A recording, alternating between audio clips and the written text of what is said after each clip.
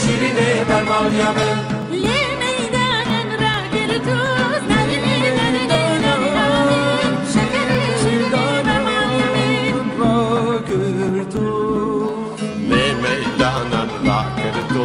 نرینه نرینه نرینه شکر شیرینه برمانیامن من سیران ترک دیبو نرینه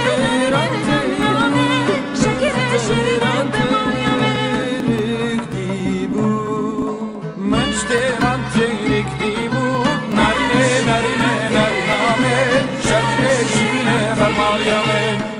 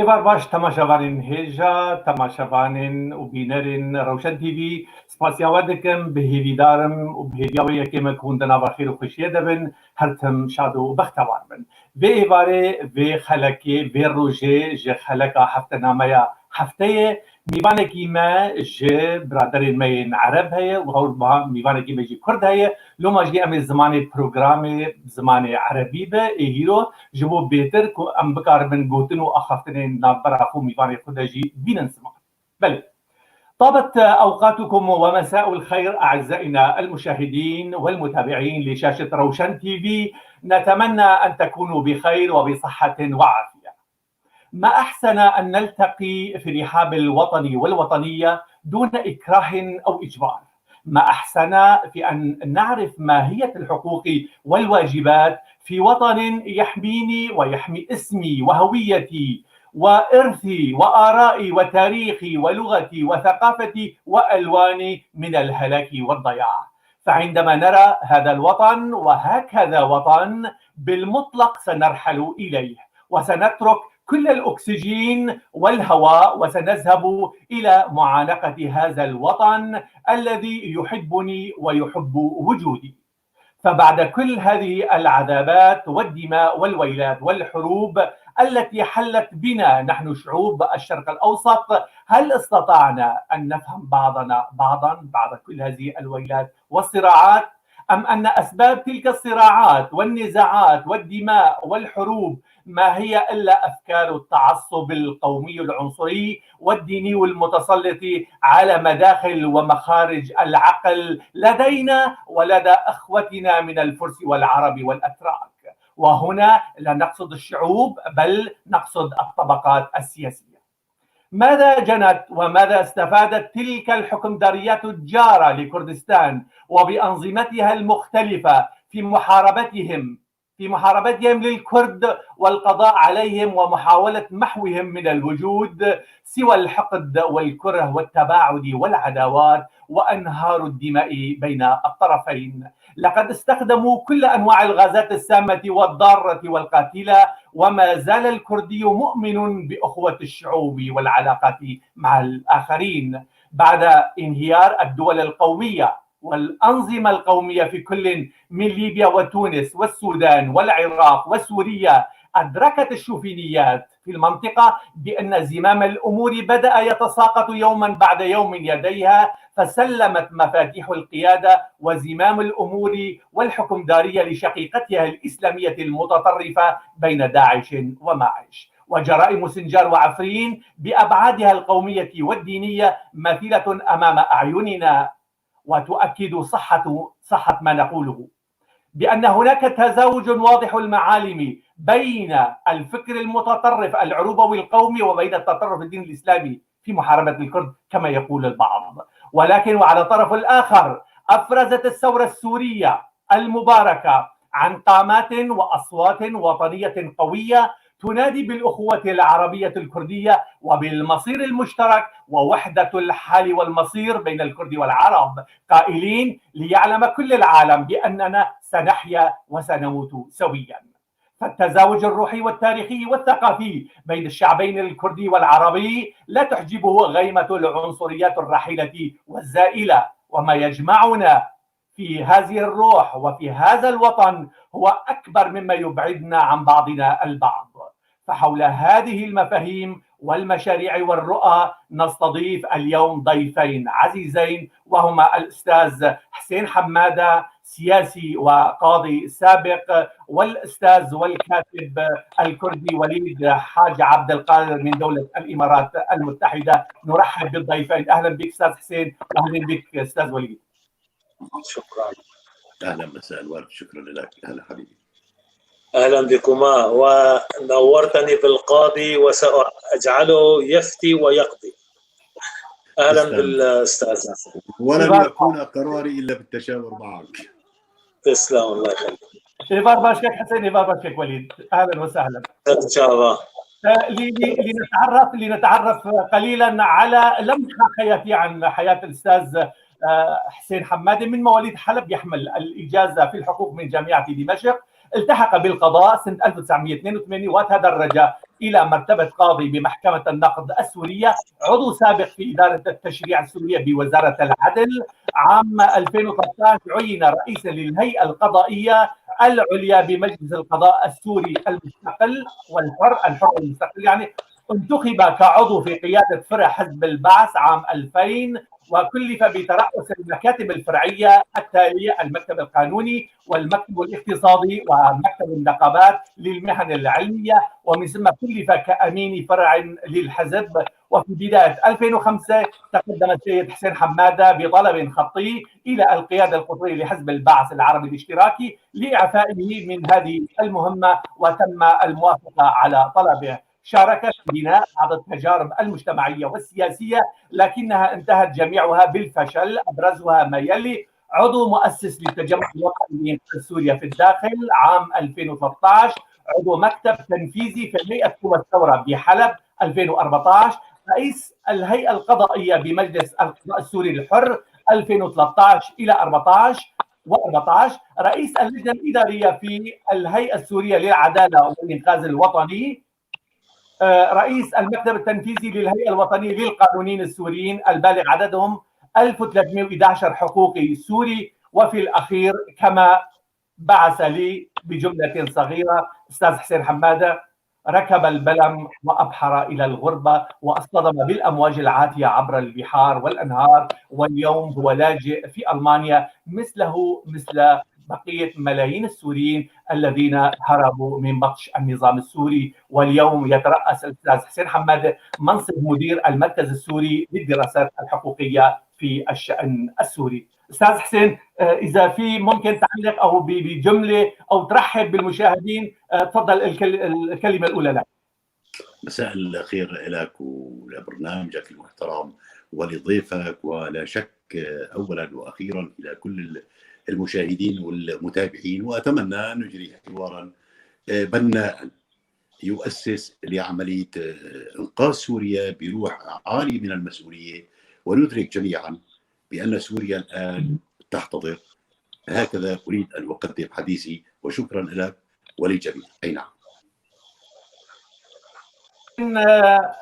أنتم كمجموعة من الشخصيات السورية، الليبرالية والتي تؤمن بالوطن السوري كحالة نهائية لهم، طرحتم مشروعا سياسيا للخروج بالوضع الحالي لسوريا كوطن وكشعب. أين وصلتم بمشروعكم، أم أن كل المشاريع تطير مع الرياح ما لم تدخل هذه المشاريع ضمن الأجندات الإقليمية والدولية؟ يعني بالحقيقة للإجابة على هذا السؤال دعنا هيك نرجع قليلا ونستعرض الأسباب الكارثية التي مرت فيها الثورة السورية. أولا، أنا على يقين بأن هناك شروطا موضوعية لكي تقوم هذه الثورة. نحن كلنا نعلم بأننا نعاني من نظام فئوي أمني مستبد، استطاع أن يبني علاقات بينية مع بعض القوى سواء الاجتماعية أو الاقتصادية أو الدينية ليحافظ على بقائه.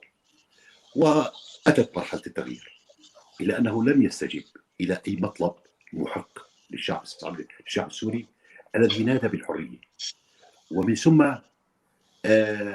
نتيجة تدخلات دولية وكلنا نعلمها، وتقبل أفكار حقيقة غريبة عن الأفكار المتجذرة في وجدان الشعب السوري، بدأت الثورة السورية بالانحراف وأصيبت بابتلاءات كبيرة وكبيرة جدا، وعلى رأسها أنا أسميه تشويه المفاهيم، بحيث بات مفهوم الوطن ومفهوم المسؤولية ومفهوم الحرية ومفهوم الديمقراطية تأخذ منحا آخر.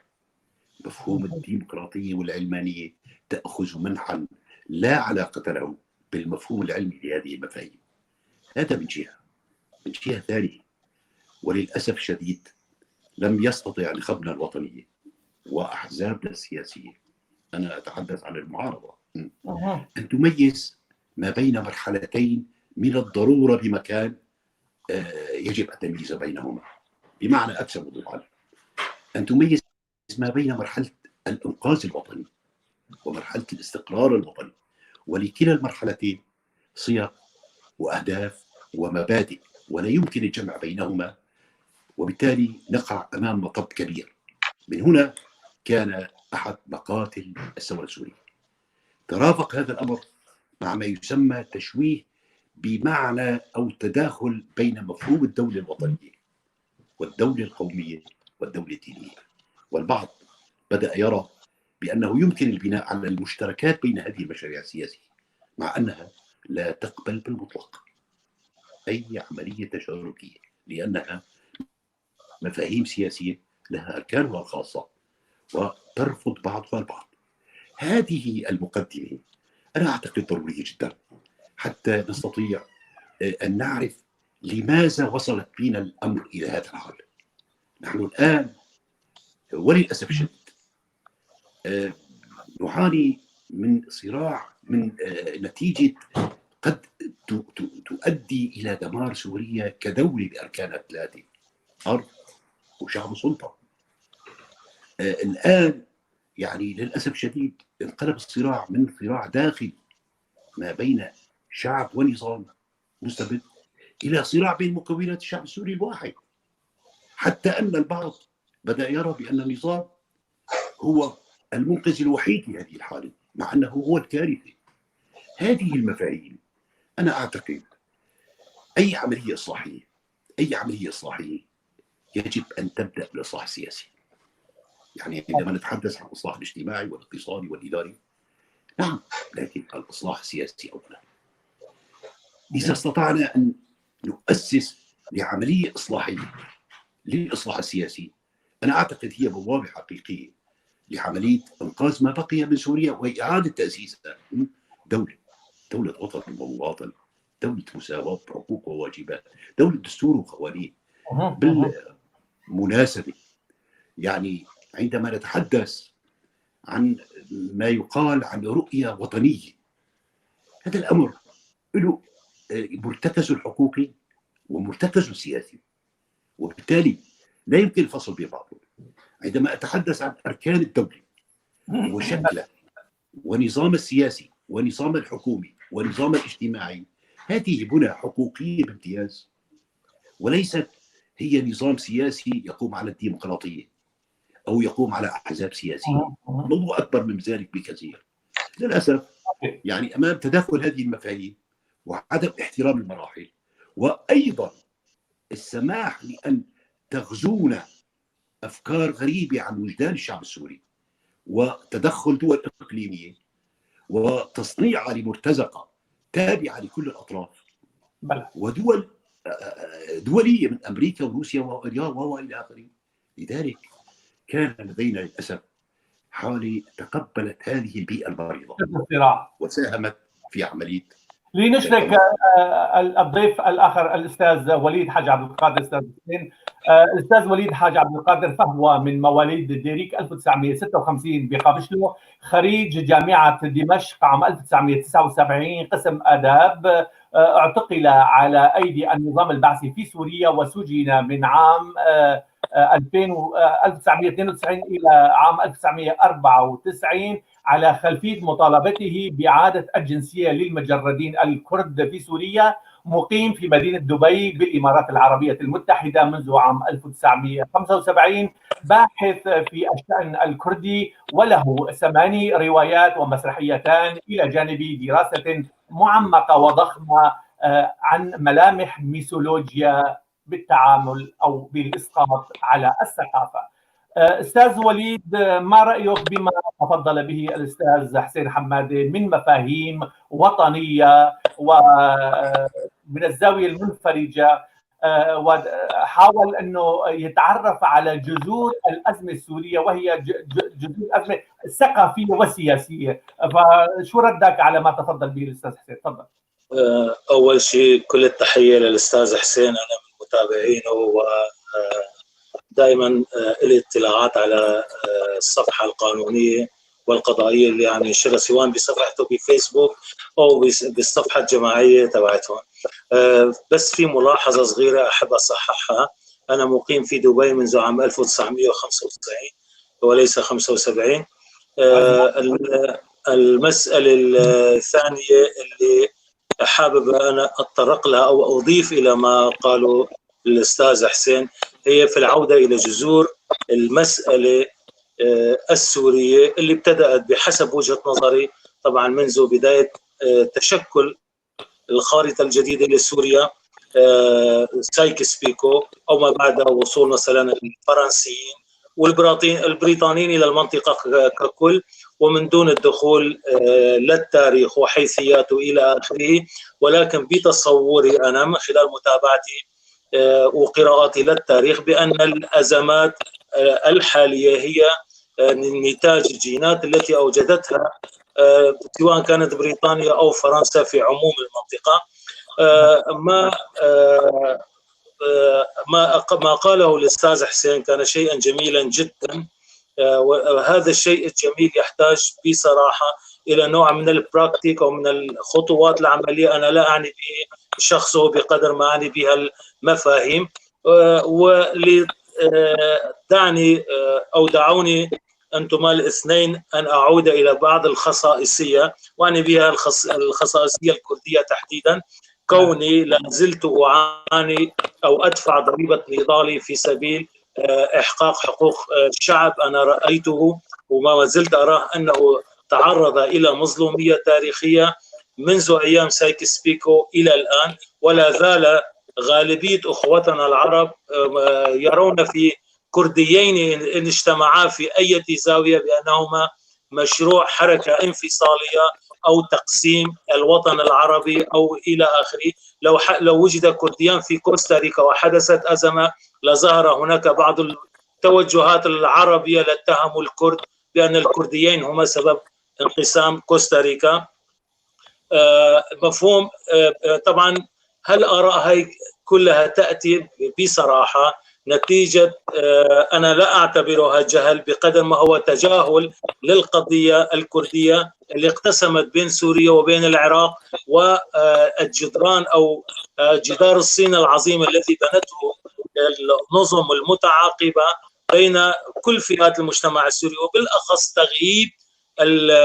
تغييب القضية الكردية والشعب الكردي بعجالة شديدة. سأدخل هذا المجال أيضا، أنه لو عدنا إلى بدايات تشكل الدولة السورية واليوم اللي قسموا سوريا لعدة دولات ودويلات، المكان أو الطرف الوحيد الذي رفض قيام دويلة هم كانوا وجهاء الكرد.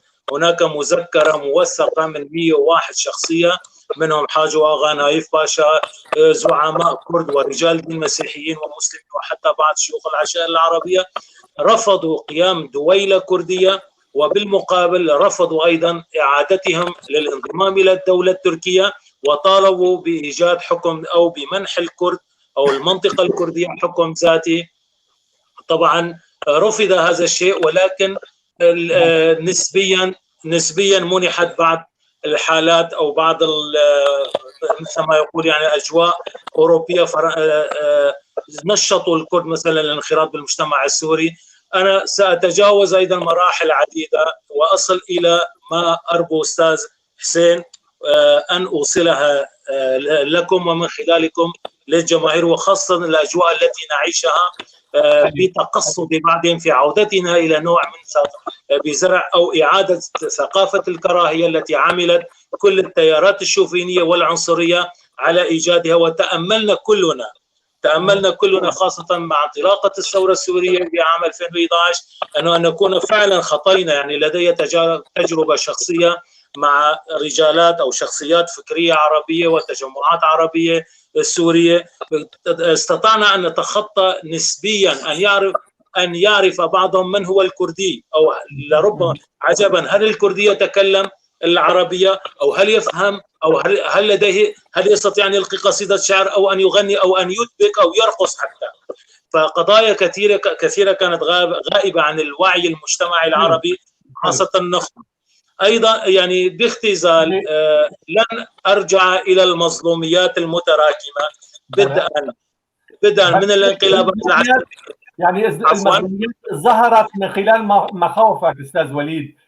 لنرجع إلى أستاذ حسين حمادي. أستاذ حسين، يعني مخاوف مشروعة من قبل الأستاذ وليد، وتعرج شوي على التاريخ كمان، يا ريت تحسن تجاوبه. ومن حق هذا الإنسان الذي يعني يمثل طيف كبير من الشارع الكردي، يعني وأنا بشاركه كمان في هذه المخاوف ليس إلا. تفضل. طبعا يعني أرجو الانتباه لنقطة جدا مهمة.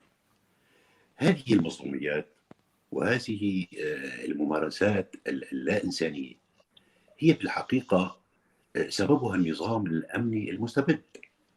وبالتالي عندما يعني نرى بأن ما يسمى فريقا من الشعب السوري هو الذي يعني سبب هذه المظلومية، أنا أعتقد هي بداية ليست دقيقة. انطلاقا من مبدأ النظام الشمولي الاستبدادي هو لا يميز بين عربي وكردي، وإنما يرى بكل شخص مؤيد له هو من جانبه. وبالتالي إذا دخلنا بعمق المسألة نرى للأسف يعني رجال الدين السندي الرسمي كلهم مع النظام إلى أغلب إماء نرى هناك فرقاء من الكرد ومن العرب للأسف. يعني موضوع أنا بعتقد فيه مظلومية لكامل الشعب السوري بسبب نظام. أنا أؤكد على أن هذا النظام هو لا يقوم على يعني مبدأ أيديولوجي بقدر ما هو على مبدأ مصلحي ضيق. تطور هذا الأمر إلى مصلحة عائلية بحتة، وبالتالي نجد بأنه سيقوم بوضع أقرب المقربين إليه من كل الفرقاء على مذبح بقائه بالسلطة. نحن مشكلتنا جميعا مع هذا النظام. أما ما يقال عن تباينات بوجهات النظر بين مكونات الشعب السوري هي حقيقة. مسؤولية مين؟ هي مسؤولية النخب التي تؤمن بالمشروع الوطني، والتي تؤمن بمبدأ المساواة والعدالة، والتي تؤمن بعملية أن سوريا لكل أبنائها، والتي لا تؤمن بمبدأ الأقلية والأكثرية، وإنما بمبدأ الكفاءة التي تؤمن بضرورة إشراك المرأة والشباب. لكن هذا الأمر أرجو الانتباه لمسألة أرى بأنها بغاية الأهمية. بسنة 1945 عندما كرس مبدأ ميثاق الأمم المتحدة، هذا الميثاق الذي وافقت عليه 193 دولة، إذا راجعنا مقاصده ومبادئه وأهدافه، نجد بأنها تقوم على احترام مبدأ الدولة الوطنية. وبالتالي موضوع الدولة القومية أو الدولة الدينية أصبحت من الماضي بغض النظر. وهذا لا يعني أن الدولة الوطنية التي يعني بمعنى أكثر وضوحا الدولة الوطنية التي لا تستطيع تأمين حرية وممارسة القوميات والأديان فهي دولة فاشلة. هي ليست دولة وطنية وإنما دولة فاشلة. من هذه الزاوية نحن نعتقد بأن البوابة الحقيقية لعملية إنقاذ سوريا تقوم على حاملين. الحامل الأول هو التوافق على مشروع وطني سياسي. عندما أقول مشروع يجب أن ننتبه إلى مسألة بغاية الأهمية. هناك ما يسمى مشروع حكومي ومشروع سياسي ومشروع اقتصادي ومشروع اجتماعي، لا يجوز الخلط بينها. لذلك علينا أن ننظر إلى هذه المشاريع مجتمعة ونضع لها رؤية متكاملة تقوم على مفهوم دولة الوطن والمواطنة، على مبادئ حقوقية واضحة لا لبس فيها ولا غموض، على قواعد قانونية تؤسس لعملية الإنقاذ الوطني بمعنى أكثر وضوحا. كيف لنا أن نبني المؤسسات السيادية بالدولة والمجتمع على أساس وطن؟ بالمناسبة هذه الحالة هي مقتلنا جميعا.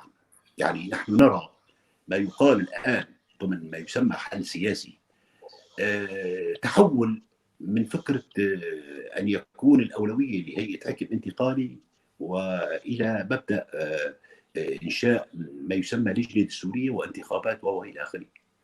هذا الأمر خطير وخطير جدا. عندما لا يكون لدينا ما يسمى بيئة آمنة، ما يسمى حياة سياسية مستقرة، ما يسمى أحزاب ناضجة، فبالتالي ندخل في بوابة قولا واحدا. من خلال اطلاعنا على مشروعكم السياسي وعلى المفاهيم اللي تفضل فيها عبر الوسائل التواصل الاجتماعي وعبر كتاباتك، وهذا بتركز كثير على مفهوم دولة المواطنة. أنتم تطرحون في برنامجكم يعني مفهوم دولة المواطنة، دولة الدستور والقوانين والمؤسسات، والمواطن هو أساس كل شيء داخل الوطن، والمواطنين سيكونون كأسنان المشط حيث المساواة والعدالة والحريات والحقوق والسلم والأمان. ألا ترى معي بأن هذه المنطلقات النظرية فيها نوع من الطوبوية أو نوع من الفانتازيا السياسية إذا قارنا بجبل الرعب الموجود بين الملل والنحل والشعوب والأديان والمذاهب في سوريا؟ سيدي الكريم، لا شك إذا أخذنا هذه المنظومة الفكرية الحقوقية السياسية وطرحناها بدون حاملها الحقيقي، هي نوع من الفانتازيا قولا واحدا. تحتاج إلى حوامل. هذه الحوامل، وهنا يعني أرجو التركيز. عندما نكون أمام ما يسمى توصيف الحالة السورية بأنها حالة سياسية، هذا يعني قولا واحدا بأنها صراع ما بين أحزاب سياسية ولكل حزب أيديولوجيته، وبالتالي هدف الجميع الوصول إلى السلطة. هذا الكلام مو دقيق. الآن سوريا تعاني من دمار بنيتها الحكومية والاجتماعية، وبالتالي تحتاج إلى مشروع بمقاسها. هذا الأمر بيسوقنا مباشرة إلى أن الأحزاب السياسية، خلينا نكون واضحين، هناك رؤيتين. البعض يرى بأن الأحزاب السياسية بالمطلق هي جزء معرقل لعملية الإنقاذ السياسي والإنقاذ الوطني. البعض يرى أن الأحزاب السياسية هي جزء من الحل. هذا الأمر مربوط بأمرين، يعني بشرطين. الشرط الأول أن تحافظ على هويتها التنظيمية وأن ترجع أيديولوجياتها وتقلبها إلى أيديولوجية وطنية بحتة، وأن تتحدث باسم أعضائها، لا أن تتحدث باسم شريحة تدعي بأنها تمثلها. لذلك أنا من أنصار الشرط الثاني، أن يكون للأحزاب دور وليس هي جزء من العملية المعرقلة. لكن وفق هذين الشرطين كرأي، أنا لا أستطيع أن أقول أريد وما أريد. نحن نقدم رأي، وهذا الرأي له مستنده يعني خلينا نكون اكثر وضوحا. حلو استاذ حسين، تفضل. ناخذ راي استاذ وليد. استاذ وليد، مخاوفك، بنيان المخاوف عندك، جذور المخاوف عندك، يعني كيف تقرا لوحه المواطنه اللي تفضل فيها استاذ حسين حماده من الزاويه المنفرجه، من الزاويه الوطنيه؟ يعني من حق العربي ومن حق الكلداني ومن حق الكردي يقولوا اخي نحن كلنا بدنا نعيش تحت رايه هذا البلد، هذا الوطن الذي سيحميني وسيجلب لي الحقوق والواجبات، وكلنا اخوه وكلنا يعني سواسيه في الواجبات والحقوق.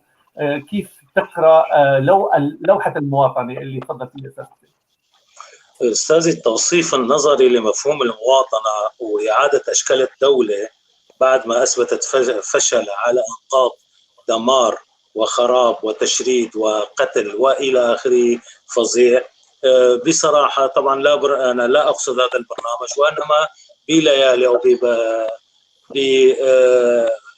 بأطنان من المبادرات او من الورق المدون سوف لن تحل. الوطن كله بحاجه الى اشكال، على الوطن السوري اقصد، هو بحاجه الى اشكال من جديد، وهذه الاشكال ان طبعا تعاد صياغتها او بناء هذه الدوله على اساس ميثاق جمعي تتشارك فيه كل الفئات او كل المكونات الموجوده داخل هذا الوطن. ولكن يعني خليني مثلا اعبر عن بعض المخاوف اللي خاصه مثلا كمكون كردي او مكون منتمي للشعب الكردي او حتى مثلا الاقليات الاخرى، عندما يتم تعميم المواطنه كتعبير فضفاض، وهذا التعبير يراد لنا بين ليله وضحاها ان نخرج من قوقعه ميني ومحمد طلب هلال وعبد الحميد السراج واستبداد البعث والى اخره، الى مفهوم المواطنه كردي عربي سوري،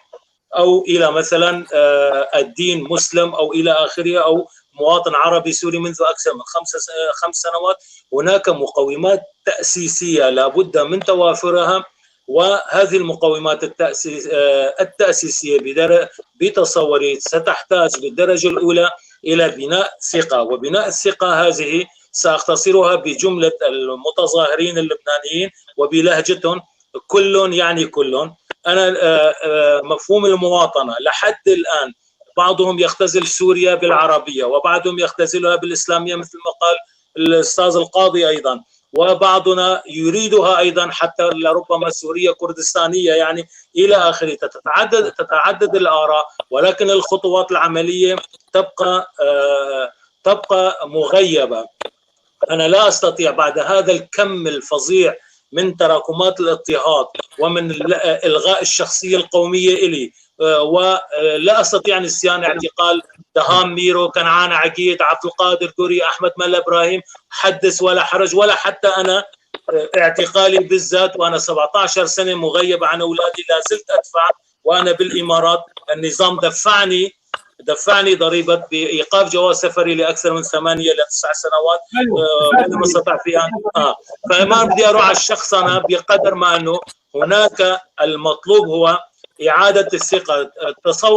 تصور أستاذ حسين، تقارب جهتين كرديتين، بالعادة نحن النظام والائتلاف وكل القوى تتفاوض، الجميع يجلسون في جنيف يعقدون مفاوضات، كل القوى الفصائل التي تقاتلت دبحت من بعضها، تدخلت بينهم قوى الى اخره للتصالح.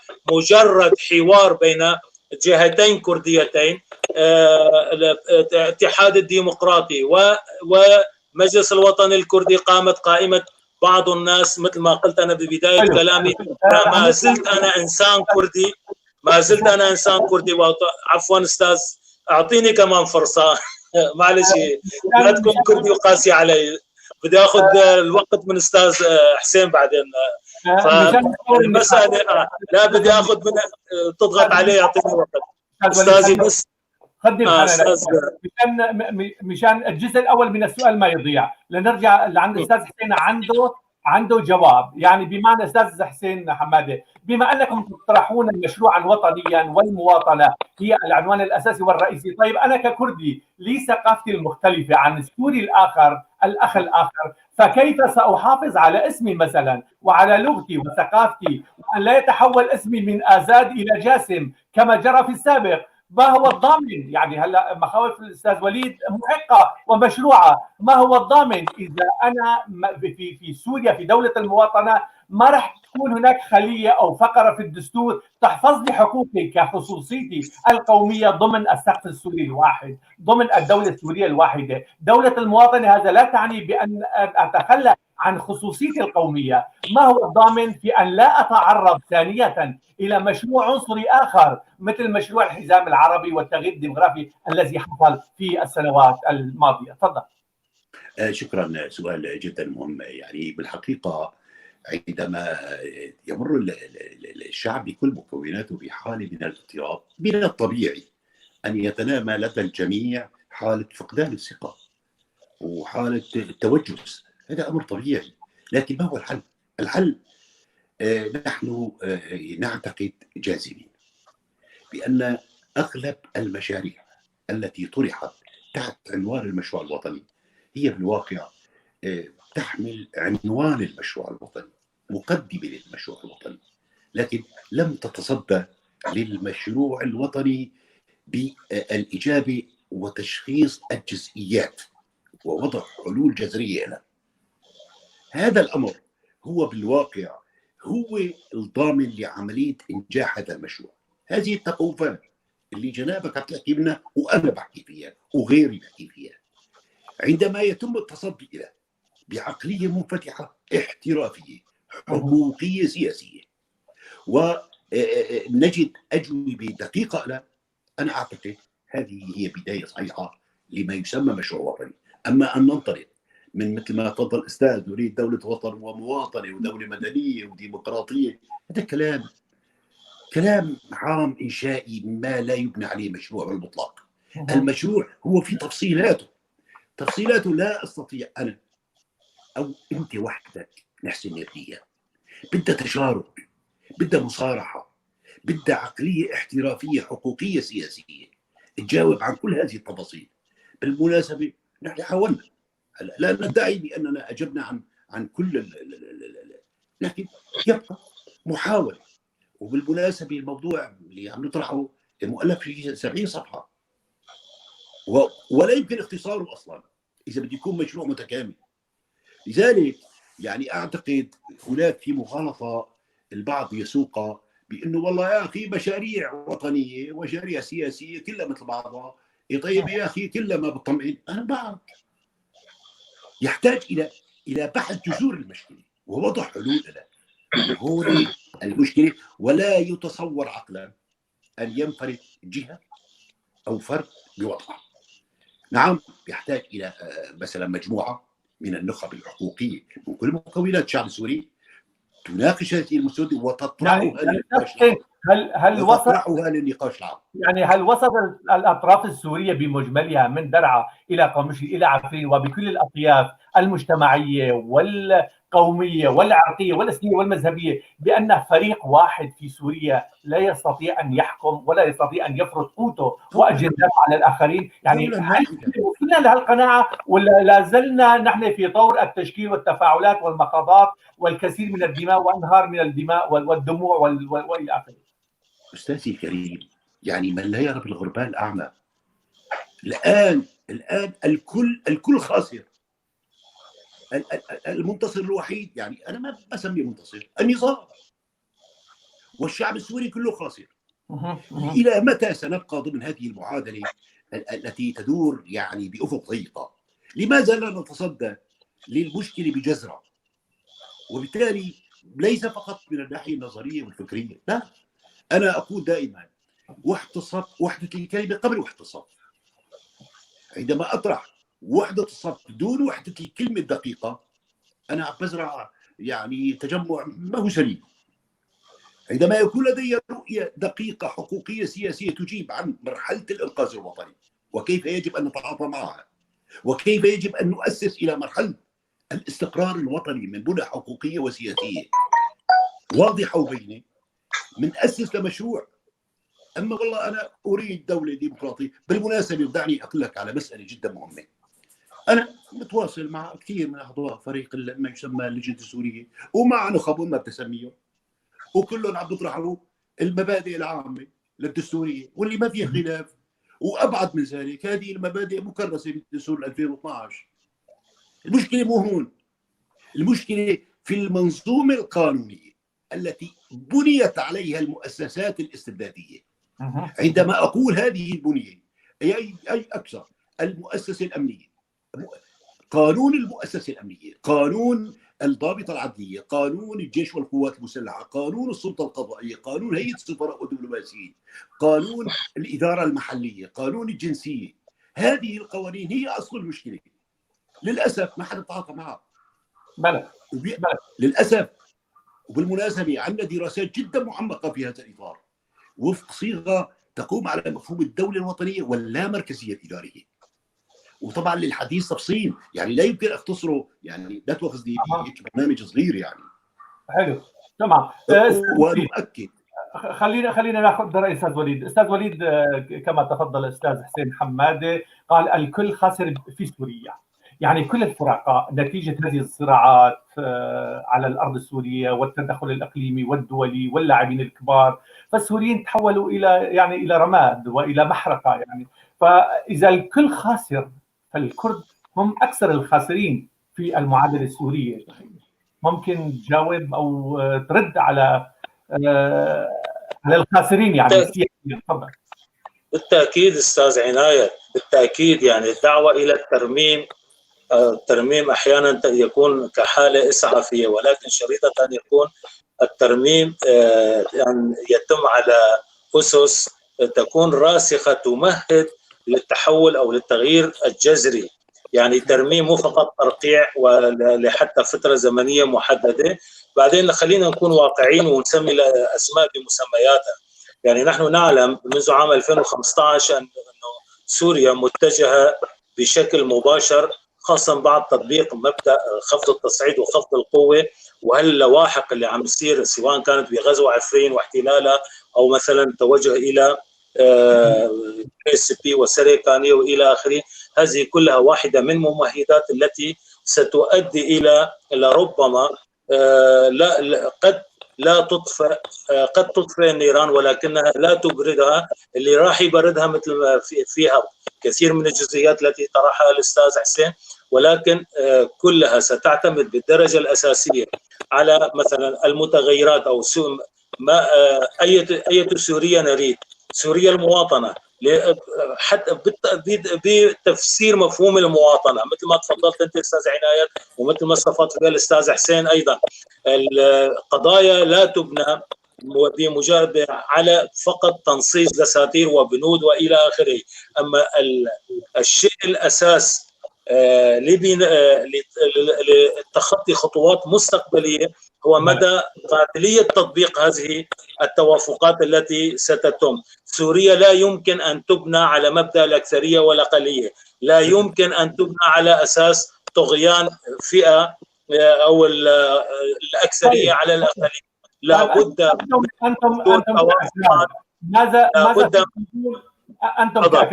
تطلبون لضمان حقوقكم كمواطنين وككرد كثاني قوميه في البلاد؟ يعني الاستاذ حسين عم بيطرح مفهوم المواطنه، دوله المواطنه تسود في هذه الدوله العداله والمساواه في الواجبات والحقوق وكلهم سواسية امام القانون والقضاء. فانتم يعني الاقرار بحق الشعب الكردي في سوريا، إذا تم الإقرار فيها، طيب الشعب الكردي راح يصيروا من سكان موزمبيق، بالتأكيد بده يكونوا من سكان سوريا. دولة المواطنة، مفهوم المواطنة كتعريف أولي هي تشمل كل مواطني الدولة. الخارطة الجغرافية، الخارطة مثلا خارطة سوريا. يعني هل تتعارض دولة المواطنة اللي تفضل فيها أستاذ حسين حمادة، هل تتعارض مع الخصوصيات القومية في البلد؟ يعني هل هناك تعارض بين المفهومين؟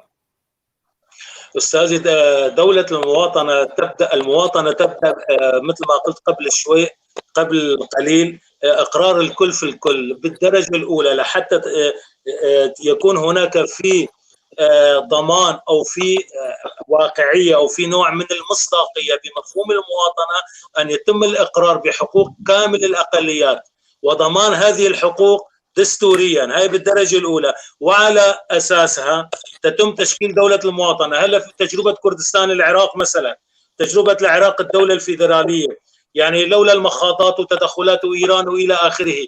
بس يا ترى هل في بلجيكا، لناخذ مسألة مفهوم بلجيكا، لناخذ مفهوم الدولة التي أعيش فيها أنا، الإمارات، دولة مثلا فيدرالية وإلى آخره. المسألة تبدأ بإقرار، قلتها أنا، الكل بالكل، والإقرار بالحقوق الدستورية أو للأقليات والقوميات الموجودة، حتى الشعب العربي داخل سوريا. طالما أقرينا بأن سوريا تتشكل من مثلا قوميات أو فسيفساء أو لنسمي يعني بكل التعاريف والتسميات التي تقال، الخطوة الأساسية لبناء دولة المواطنة لن تنجز أي مفهوم من مفاهيم المواطنة إلا بعد الإقرار بحقوق مكونات الشعب السوري كلها.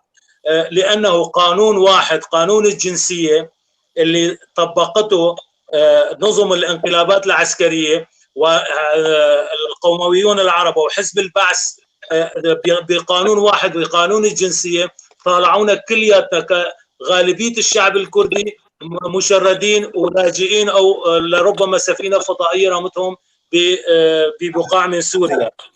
القوانين مهما كانت منظمة أو مهما كانت هي تبقى تخضع بالأساس للأسس التي انطلقت منها وبنيت عليها هذه القوانين. وبالحالة السورية لن تكون هناك مفهوم مواطنة كاملة إلا بضمان حقوق الأقليات الدينية والقوميات وكل الطوائف والملل الموجودة داخل بنيان المجتمع السوري. حلو استاذ حسين حمادي، نحن حسب ما قرينا مشروعكم ما في هالشيء اللي تفضل فيه استاذ وليد حاج عبد القادر من ورود و يعني جمل صريحه وواضحه، الاقرار بالحقوق القوميه للشعوب او للكرد بشكل خاص في الدستور السوري القادم. كيف بتجاوبوا لاستاذ وليد؟ ببساطه بقول، ما تزعل مني، بقول ما نقري مشروع. هي ببساطه اقول كل ما تفضل فيه اخونا الكريم صحيح، لكن لا يكفي. انا بدي اروح ابعد من هيك. انا لا اكتفي بانه اخي التوافق على ما يسمى مبادئ تكرس مفهوم المواطنه وحقوق الشعب، انا عم بروح الى اعمق من ذلك وارجو العوده اليه. وبالتالي اذا بدي يعني قلت لك لا يتسع فيه المجال لجلسه، وانما يحتاج الى جلسات فيه اجابه عن كل التفاصيل الصغيره. يعني الموضوع ما يعني انت تطالب بمطلب حق، لكن انا اعتقد هذا المطلب انت عم تعرضه بشكل كثير بسيط، وهذا ما هو كافي. يحتاج الى بنيه كامله لتؤسس لحامل حقيقي لهالمطالب اللي انت عم تطلب فيها. وبالمناسبه انا بستغرب وقت اللي بقول واحد اريد ضمان اقليه وتعطيني ضماني. هذا حقك الطبيعي يا رجل، انت ليش عم تطلبه من غيرك؟ الشعور.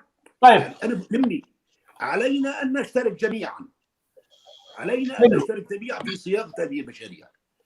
ماشي، انه تعترف فيه واعترف فيه، يجب ان نعترف. ضمن هذا السجال استاذ حسين خلينا ناخذ فيديو صغير دقيقه او دقيقتين لنفرج سوا. ما في شيء اسمه كوباني يعني معين العرب. كوباني كامب يعني مخيم. هذا طبعا هذا لغه انجليزيه، يعني كان في استعمار، كان في مخيم، فصار يسموه كوباني. هذا ما في كوباني، هي مدينه عربيه، هي عربيه عين العرب اسمها. ما كان في اكراد في سوريا قديما. الاكراد جاءوا على اثر اضطرابات حصلت في تركيا، فهاجروا من تركيا وجاءوا الى سوريا، استوطنوا. المشكله حدثت مع عبد الله أوجلان. حافظ اسد كما هو معلوم جاب عبد الله أوجلان لسوريا، وجاء مع عبد الله أوجلان جماعته، جاءوا آلاف الأكراد عبر الحدود دون ختم جوازات سفرهم، دون أي شيء يعني، واستوطنوا. هؤلاء الذين الآن يعملون مشاكل، يعني في عندنا في شمال العراق عملوا يعني اقليم كردستان، لكن في سوريا لا يوجد كردستان لا في التاريخ ولا في الجغرافيا، ما في يعني كأصل. أصول أكراد من سوريا غير موجود، جاءوا من تركيا أهلا وسهلا. أكثر أن أصول الأكراد من الجزيرة العربية، واستكرد طرد، فطردوا من الجزيرة العربية وخرجوا شمالا واختلطوا بأقوام آخرين، وصار لهم قومية وصار لهم يعني كيان. شوف العقل وين يعني شوف العقل. قلت له شو هالحكي يا أخي؟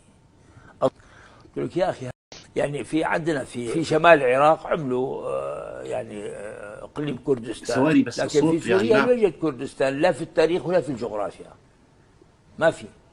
يعني كأصل أصول أكراد من سوريا غير موجود، جاءوا من تركيا أهلا وسهلا. أكثر أن أصول الأكراد من الجزيرة العربية، واستكرد طرد، فطردوا من الجزيرة العربية وخرجوا شمالا واختلطوا بأقوام آخرين، وصار لهم قومية وصار لهم يعني كيان. ما موقفكم من الأكراد؟ أولا نحن بالنسبة لنا في سوريا نلتقي بعدة أعراق وأجناس من البشر هم أبناء سوريا، ليسوا من خارج سوريا، كرد، تركمان، عرب، سوريان، أرمن، هم كلهم أبناء سوريا. لذلك من يخطب ضد عرق من الأعراق فكأنه ينفي نفسه أولا. فالله تعالى قال: وجعلناكم شعوبا وقبائل لتعارفوا إن أكرمكم عند الله أتقاكم. لذلك الاختلاف في اللغة وفي الدين وفي الثقافة ثراء لا ضعف فيه. ومن هنا أقول للهندوسي وأقول للبوذي: لكم دينكم ولي دين، أحترمكم وتحترموني. وأقول للمسلم والمسيحي واليهودي: تعالوا إلى كلمة سواء بيننا وبينكم ألا نعبد إلا الله. فالدين واحد وإن تعددت الشرائع، فكلنا أبناء إبراهيم عليه السلام. تفضلوا. نموذج صارخ في الحقيقة السياسية الموجودة عندنا بسوريا. يعني الشيخ الحقوقيين كان يسمى بشيخ الحقوقيين، ينفي تاريخيا وجود الكرد، علما بأن بيت جدي اللي أنا من منطقة عفرين، يعني من 300 وكذا سنة نحن موجودين بمنطقة عفرين، وقلنا كتابات وعلى الجدران يعني الشوارع بتحكي، المقابر على حقيقة معروفة بتحكي. يعني هذا عفوا أستاذ حسين، هذا ما أنتجه العقل الشوفيني. وقت أستاذ وليد عم بيعبر عن مخاوفه، عم بيعبر عن مخاوف أغانيه وأصوله ولغته وحضارته، ومخاوفي أنا حقه مشروعة. فمن حقه يقول أنا لازم أضمن حقوقي في الدستور القادم، وإلا لن أشارك في هذا الدستور. تفضل. يا سيدي، أرجو الانتباه. لدينا نظام أمني يجيد النفاق بطريقة يعني احترافية، يورد خطاب حقيقة هو خطابي وخطابك، لكن يمارس على أرض الواقع بشكل آخر مختلف عن هذا الخطاب. هو يريد أن يصدر لدول الخارج بأنه يؤمن بميثاق الأمم المتحدة وبميثاق العالمي لحقوق الإنسان، وهو بالوقت نفسه يبيد هذا الإنسان في سوريا. هذا الخطاب النفاقي الذي انتهجه النظام باحترافية عالية وبشخصيات تمتلك معرفة عالية، وهذا الأمر بنساق حتى على اللجنة الدستورية. فريق النظام الذي يمثل النظام من النخب السياسية والحقوقية العالية، وبالمقابل ترى فريق المعارضة يعني أخجل كيف لي أن أوصفه. هذا واحد. الصورة الأخرى اللي هي يعني سميته أنت شيخ الحقوقيين والبعض للأسف من ابتلاءات الثورة السورية، من ابتلاءات أصابت الثورة السورية هذا الخطاب الذي يقوم على الإقصاء وإنكار الواقع وإنكار التاريخ كارثة بحد ذاته. لذلك نحن نقول سوريا بحاجة إلى عمل ليس فقط فكري وحقوقي وسياسي، إلى حامل من شخصيات وطنية من كل المكونات وبالواقع موجودين وبيحتاجوا إلى شوي تفاعل لكي يمارسوا عملا يتجاوز فيه ما يسمى الموالاة والمعارضة. الآن لا يتصور عقلا أن نبني على هيكل مريض سواء عند الموالاة أو المعارضة. لا يتصور عقلا أن نعيد إنتاج نفس النظام بذات العقلية الشمولية. وهناك نظرية تقول الاستجابة والتحدي. أعرض عليك أمرا أتحداك فيه فأنت تستجيب إليه. هذه النظرية تؤدي من حيث النتيجة إلى بقاء الحال إلى ما هو عليه. هذه النظرية هي المقتل الذي يلعب عليه النظام، وللأسف دخلت فيه المعارضة في ملعبه، وبالتالي المتضرر الوحيد، يعني بدلا أن يكون الشعب السوري بكل فرقائه هو المستفيد الوحيد من هذه الثورة، أصبح هو المتضرر الوحيد. بلى. أنا أقول من الضرورة بمكان أن نبني مشروعا تشاركيا علميا حقوقيا بلغة احترافية يشترك فيها كل المكونات، تطمئن الجميع، وفيها إجابة عن كل التفاصيل عن التي تمثل خلافات، ولا يوجد شيء ليس له حل. أنا كيف لي أن أنكر الكرد الذين عاشوا على أرض سوريا عبر آلاف السنين؟ هذا الكلام يعني معيب أنا أسمعه من رجل سياسي ويقدم نفسه بأنه هو والله زائد. أنا أرجو وهو يقدم نفسه على أنه رجل سوريا المستقبل. طيب يا أخي، هي النماذج عنا للأسف يعني. لكن أرجو الانتباه، أرجو أن ندرك الفصل والمعيار بين الوطن والمواطنة وبين القومية. أرجو أن أكون دقيقا بهذا الأمر. يعني عندما أقول حق المواطنة حق مشروع للجميع، هذا لا يعني أن نقسم الوطن إلى أجزاء. وأنا أتكلم بأوطان هي بالواقع تخالف ميثاق حقوق الإنسان.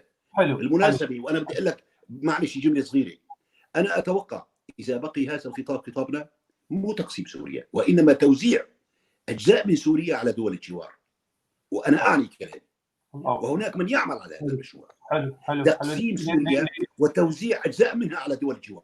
لنسقط السؤال على طاولة أستاذ وليد حاج عبد القادر. أستاذ وليد، أنت سمعت الكلمة الأخيرة للسيد حسين حمادي، قال كلمة خطيرة جدا. يعني إذا نحن رايحين بهذا المستوى وبهذا الوعي من الخطاب السياسي المعارضي السوري الشامل وبهذه الأشكال الهندسية الموجودة على ساحة المعارضة السورية، فنحن أو دولة سوريا نحو التقسيم. وأنت كيف قرأت جملته الأخيرة؟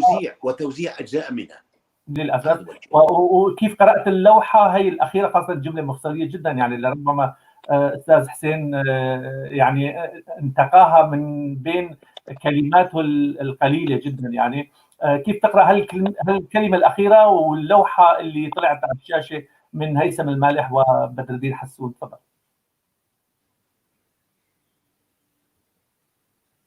وليد أنت معي؟ صوتي معك. صوتي مسموع هلا؟ تفضل. ايوه، كنت حاطني على المايك مغلق. استاذي، قبل طبعا نحن من وجدنا ضمن خرائط سايكس بيكو كنا موجودين على ارض الواقع على اراضينا، وتم تشكيل خرائط جديده. ومع تلك الخرائط ورغم اننا موجودون على بقاعنا، تهمة مسمى الكردي رافقته كلمة الانفصال.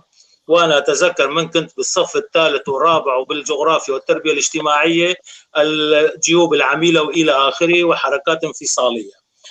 رغم أنه أنا ببداية حديثي حكيت جملة استشهدت بوثيقة الماء وواحد، كان بإمكاننا أن نشكل دويلة الجزيرة أو ما يسمى بشرق الفرات حاليا بسنة 1930، ولكن تم رفضها وبقوة وبموقع قوة من قبل رجالات مثلوا الشعب الكردي في سوريا.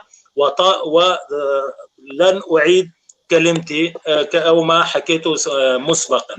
تهمة الانفصالية طبعا بقدر ما يستبد أو تشتد فينا قوانين الاستبداد وأن تنفى فينا واقعنا أو يتم نكراننا، هذه الحالة لربما نبتعد نحن لربما نبتعد نحن أو يكون هناك خندقة بين مكونات المجتمع، ولكن هذه بالضبط ما دفعتنا مسبقا لحالات انفصالية.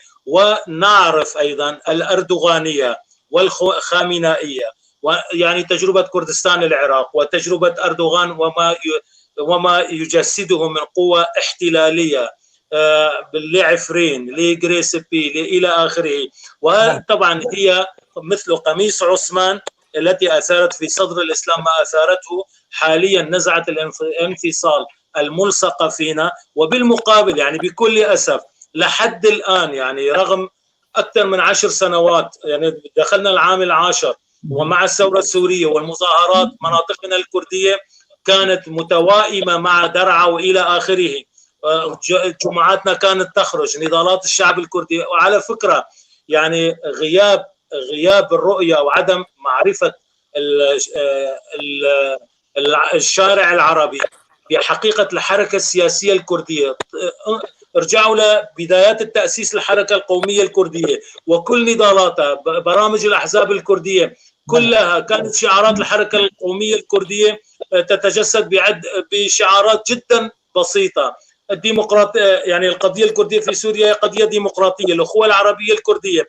راح أذكر الأستاذ حسين وكل المستمعين بظاهرة جد مهمة.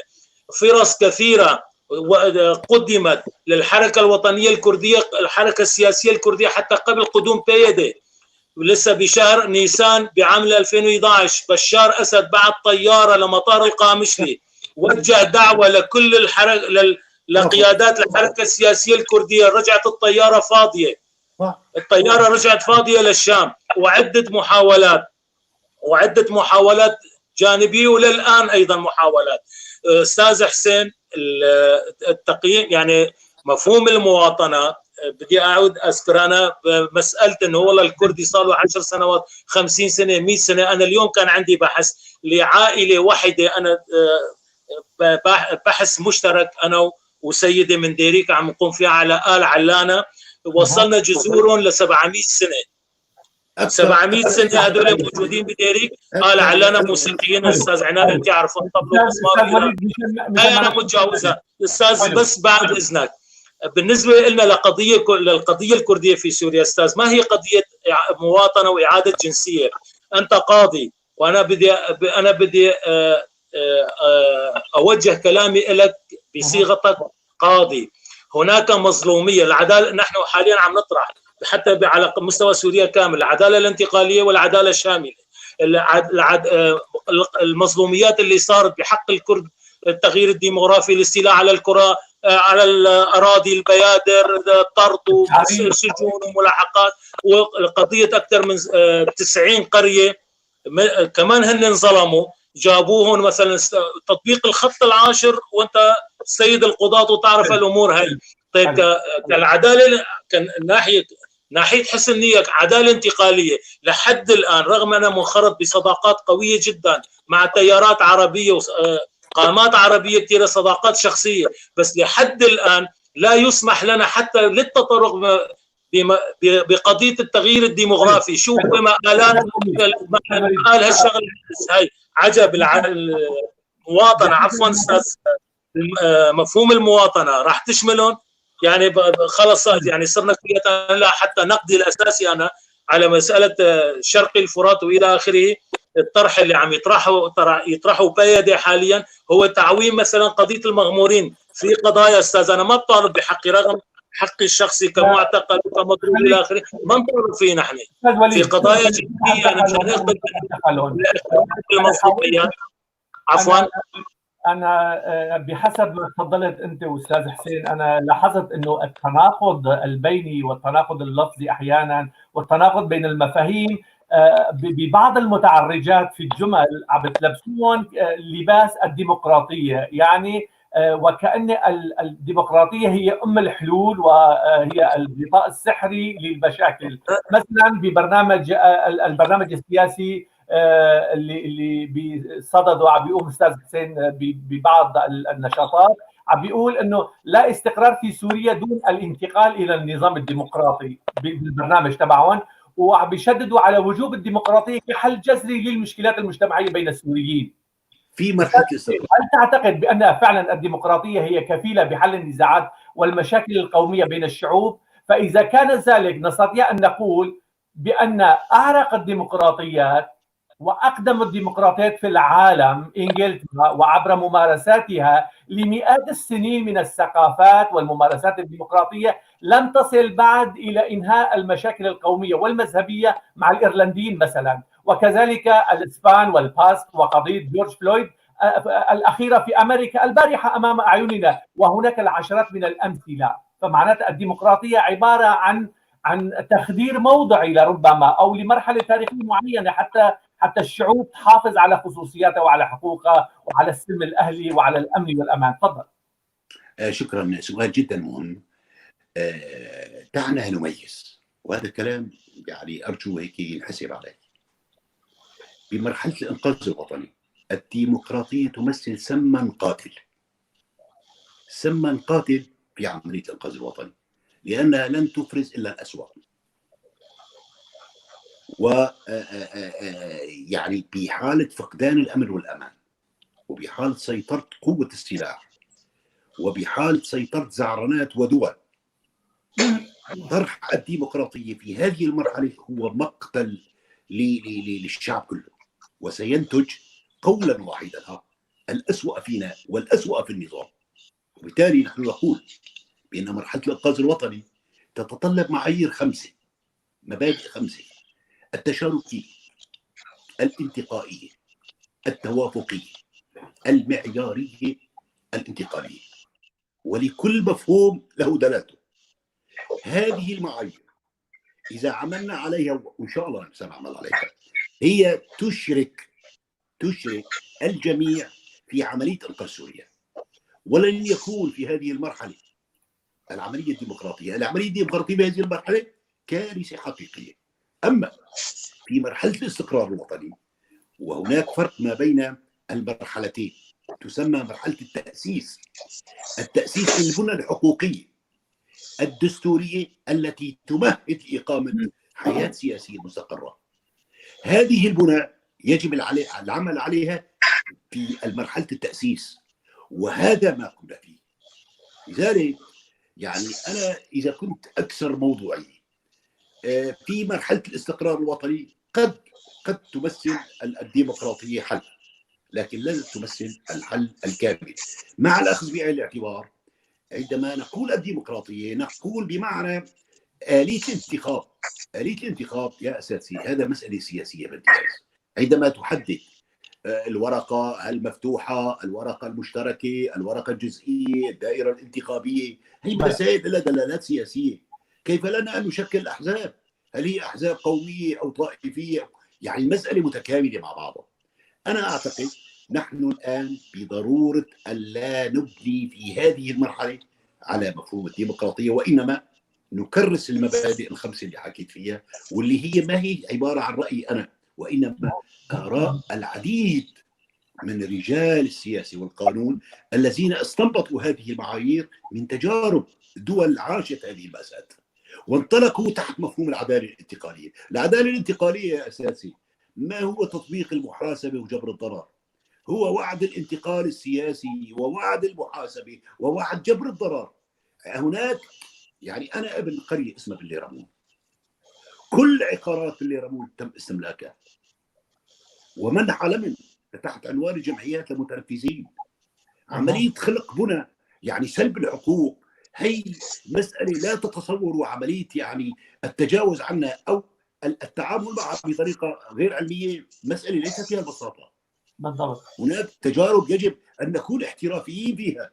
فبالتالي يعني أنا يعني إذا قال لك يعني أنا وقت اللي بسمع كلام هيك عام يا أخي أنا بتألم.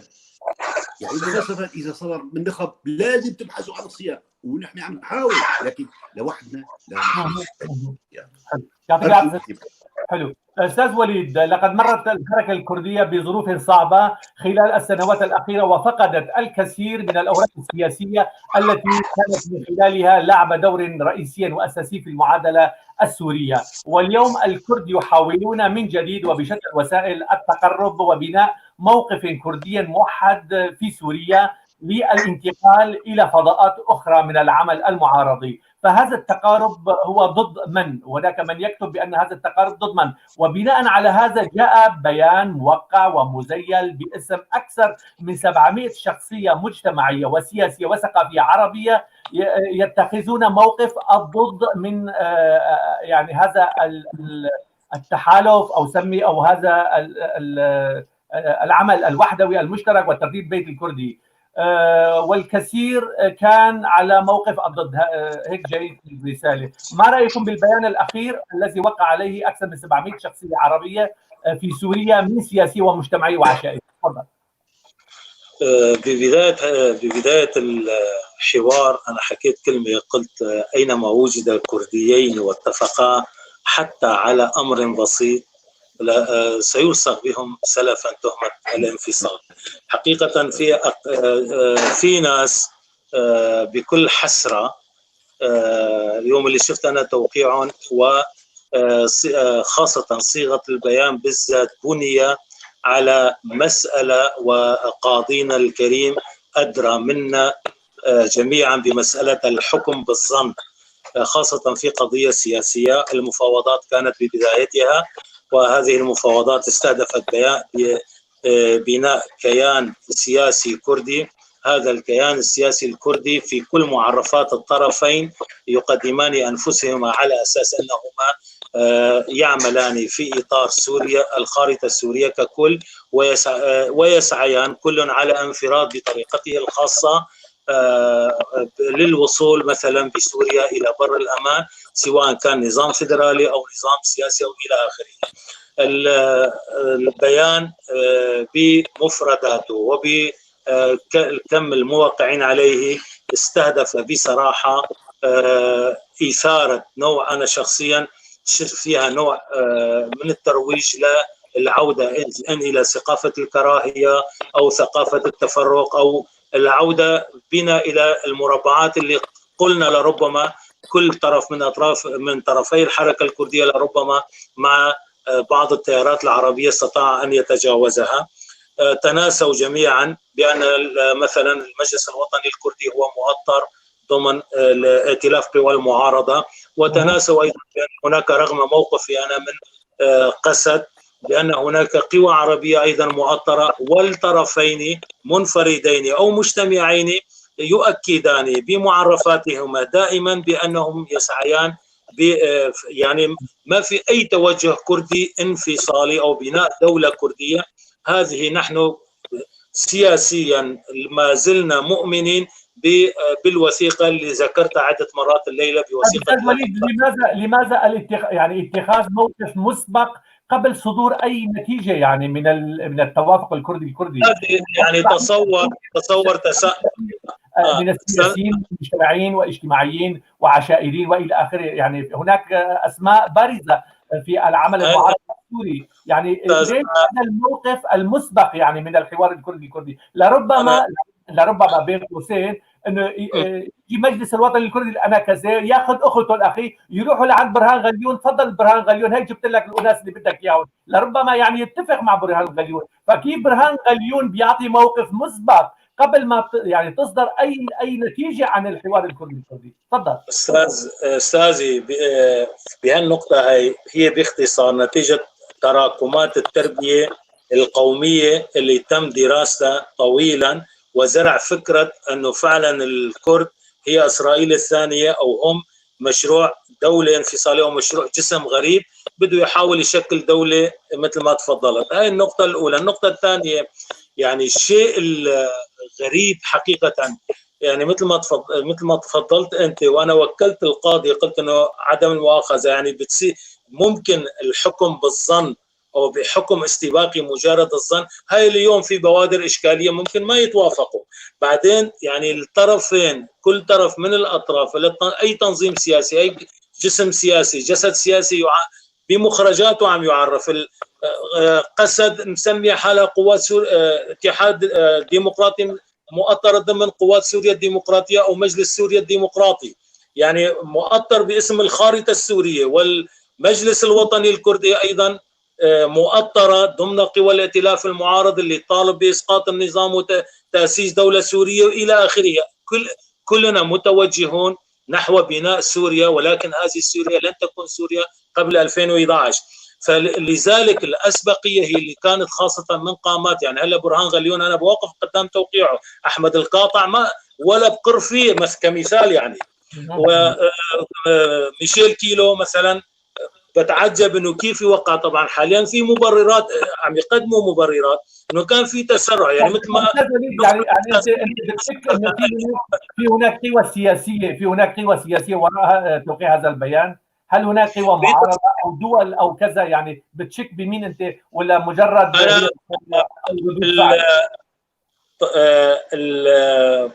البيان بتصوري صياغته تمت من خارج سوريا، وبدها تكون في أجهزة دولية أو جهاز دولي وراء هذا الخطاب اللي تم إثارته.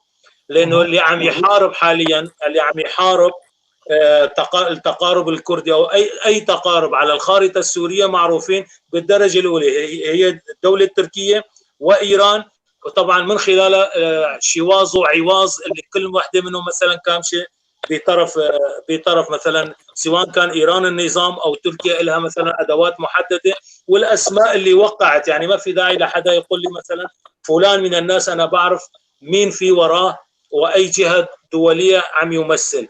اما يعني استهداف وحده الحركه الكرديه في هذا الظرف وتشكيل كيان كردي، استاذ عنايه لو تعطيني دقيقتين من الوقت. بالاساس الرؤى كانت ببدايه الثوره السوريه انه ان لا تتحول قامشلو الى هولير ثانيه ايام الاستعداد لاسقاط نظام صدام. كلنا نعرف كان هناك جود وجوقد، وكانت هناك قوى ائتلاف عربيه واسلاميه شيعيه كلها. كان رعب النظام وبعبع النظام كانت هي منطقه الجزيره والمنطقه الكرديه تحديدا ان تصبح بدل تركيا هي مناطق شبه محرره او ان تطبق فيها ما طبق بأربيل. لذلك يعني حتى ل 2012 كانت المنطقه الكرديه فعلا شبه امنه بالدرجه الاولى، ومظاهرات تتم، حتى نسبه الاعتقالات كمان النظام ما كان عم يصعد. وعندنا تساؤل شو اللي هل يعني نحن حاليا في مراجعه لربما تكون ما تم مؤخرا بعد 2012 بمنطقتنا في المناطق الكرديه لربما لاجهاض انه حدوث هذه المحاوله. فوحده الحريه حسين حماده. استاذ حسين، يعني لنقل او كما يقولون البعض انه حزب البيادة او الاداره الذاتيه بكلها وكليتها عباره عن حاله الصوت غاب. الصوت غاب.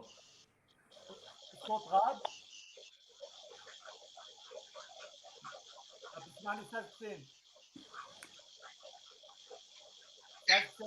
ايوه تفضل. عم بتقطع الصوت. قلنا بشكل او باخر هناك من يقول بان الاداره الذاتيه هي حاله عاكسه لوجود النظام البعثي في المنطقه، وبعض الذين وقعوا على هذا البيان اكثر من 700 شخص، يعني هناك منهم من يجلس مع النظام ذاته في جنيف وفي أستانا وفي موسكو وفي القاهره. كيف بيقعدوا مع النظام وداخل سوريا يقفون ضد من يحسب على النظام؟ يعني كيف بدنا نحصل على نتيجه من هالازدواجيه المعايير؟ يعني في الاخير ممكن واحد يشك انه هناك في اهداف عنصريه قوميه وراء هذا البيان. انت قرأت البيان او اطلعت على البيان، وشو رايك في هذا البيان؟ يعني ببساطه هو يعني عندما نناقش الامر من زاويه بانه عباره عن صراع قوى سياسيه مع بعضها، عم نختزل موضوع الصراع السوري، عم نختزل الشعب السوري كله. يعني الموضوع ما هو موضوع انا والله يعني اساوي توافقات بين جهات سياسيه معينه. هذا امر طبيعي تساوي توافقات، بس ما بيجوز تساوي توافقات على وطن بطريقه منفرده، هذا واعي. ولا بيجوز للطرف الاخر ينتقده. يعني شيء غريب، بتحس وكأني نحن الان الطرفين خاطئين. وبالتالي عندما نتحدث عن الشأن الوطني هناك فرق ما بين الحل الإداري وما بين الحل السياسي. الحل السياسي يناقش على مستوى وطن مع كل الفرقاء. أيوة. أما الحل أرجوك لأنه هي نقطة جدا مهمة. عندما نرى هناك مثلا توافقات بين جهات سياسية محددة، أمر هذا شأن خاص، لكن شرط أن لا يتصدى لموضوع رسم ملامح سوريا بمفرده. عندما نرى ردا يحاول أن يسقط هذه الحراك دون أن يعرف نتائجه، معنى ذلك في الأفق يعني في الأكم مما وراءه. إذا نحن أمام حالتين، يعني بتدخل في عملية تصعيد الاستجابة والتحدي، وبالتالي لن تقدم سوريا. عندما نتحدث عن الحل الإداري وهو واجب ومطلب، يجب أن يكون لدينا 3 مؤسسات في كل المنطقة: سلطة قضائية وضابطة عدلية ومجالس محلية، والقوى العسكرية ما تتدخل فيها وما تهيمن عليها. حلو. يعني أرجو ننتبه لهالمفاهيم لأنه إلى دلالته. أرجو ننتبه. الواحد كاتب لي هون: هناك من يقول من الكرد بأن كل المشاريع على الجغرافيا السورية، مشاريع سياسية، هي مشاريع مسبقة الصنع يريدون من خلالها إنتاج النظام بشكل أو بآخر من اليمين إلى اليسار. وللكرد تجارب مريرة مع الطوبوية السياسية، مع الشيوعيين ومع المسلمين، فجل مشاريعهم، مشاريع تلك الأطراف، هي مشاريع كوسموبوليتية هدفها إمحاء الوجود الكردي في سوريا، وأنهم ولن يتبنوا أي مشروع سياسي. يعني اللي عم بيحكي لن نتبنى أي مشروع سياسي ما لم يضمن ذاك المشروع الحقوق القومية للشعب الكردي ضمن سوريا لا مركزية. يعني طلب منطقي. وبالمناسبة وأنا بدي أضيف يعني لا نستطيع القول بأنه والله الأحزاب العربية والكردية أن نقول والله العرب بينظروا لأي 2 كرد بوقفوا مع بعضهم على أنهم انفصاليين. هذا أمر يعني ما بعرف، يعني أرجو أي النظر فيه. أنا صداقاتي كلها مع الكرد، صداقاتي، وهناك العديد من الشخصيات الوطنية العربية التي تؤمن بسوريتها وتؤمن بالأخوة الكردية العربية. فهذا الكلام اللي عم تحكيه يعني أستاذي مع كل احترامي ما بشوفه يعني يبنى عليه.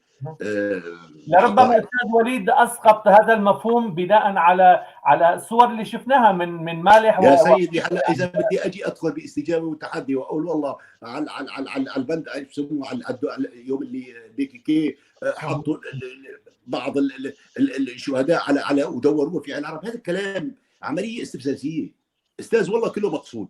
المقصود هو زرع الفتنة ما بين كل مكونات الشعب السوري كي نبقى إمام أحد الأمرين: إما تقسيم سوريا أو بقاء النظام، وكلا الأمرين هو دمار الشعب السوري. أرجو ننتبه لهالمسألة. بالمناسبة يعني بجوز أنتم ما كنتم مطلعين، أنا بال 2013 عقدنا المؤتمر تبع الإنقاذ سوريا في عفرين، ومعي أكثر من 400 شخصية وطنية سورية من كل المكونات، وفي صالة أعراس بإشراف البي واي، ومعنا البي واي، وكان لنا حوارات جدا عميقة. للأسف يعني أنا بدي أكون وبسمي لك الأسماء، كنا مع بعض بال 2013 ومعي العميد مصطفى الشيخ ومعي مجموعة 400 شخصية وطنية وفي عفرين. حلو. فأنا الأصدقاء كلهم كانوا نحكي بمشروع وطني، جابوا لي مشروع سياسي. لنرجع الى التقارب الكردي استاذ وليد، سمعنا اليوم الدار خليل يقول بان المفاوضات بين الطرفين الكرديين قد توقفت لان المجلس الوطني الكردي الأنكسي لا يقبل بمشاركه احزاب الوحده الوطنيه الكرديه في المباحثات، تلك الاحزاب التي شكلتها الاداره الذاتيه من اجل استخدامها كورقه ضغط في المفاوضات البينيه. انت لك شيء اطلاع على ما يجري من مفاوضات او توقف المفاوضات بين الطرفين استاذ وليد، ويعني لربما انعكاس لحاله البيان اللي تحدثنا عنه، هل فعلا توقفت المفاوضات بين الطرفين ام هناك ما زالت الاعمال جاريه؟ تفضل. لحد اللحظه طبعا ردود اخرى من الطرف الاخر، استمعت الى لقاء مباشر للسيد سليمان اوسو سكرتير حزب يكيتي الكردستاني سوريا، وأيضا قرأت تصريحات أيضا للأستاذ سليمان والأستاذ بشار أمين، كلها تنفي لحد اللحظة أن يكونوا قد بلغوا بأي شيء يؤكد ما طرحه آلدار خليل. آلدار خليل أصدر بيان أنا قرأت توضيحه باللغة الكردية وأيضا بعض الجهات المحسوبة عليهم، ولكن للآن أو لقبل 3 ساعات أيضا واتصال مباشر مع الأستاذ سليمان أكد بأن أي جهة من يعني ما في أي جهة تواصلت معهم سواء لتأجيل أو لإلغاء أو لوقف المفاوضات، وأيضا ما عندهم أي خلفية سوى الشيء اللي تم إصداره. بتصوري بدها تكون في هناك جهات حتى لنتجاوز الشارع العربي ولنعود إلى بينياتنا الكردية. نحن أدرى مثل ما يقولوا جحا أدرى بشيء أو أهل مكة أدرى بشعابها. لدينا ما فينا أيضا سواء كانت من الأنتيلات الموجهة بتوجهات محددة أو لربما حتى تشكيلات ضمن تشكيلات أو لماذا وقع هذه العراقيل في صلب وعلى طاولة المفاوضات بين الطرفين لما دام في اتفاق في المرحلة الأولى؟ لماذا وضع هذه العراقيل الفجائية المفاجئة على الطاولة مباشرة؟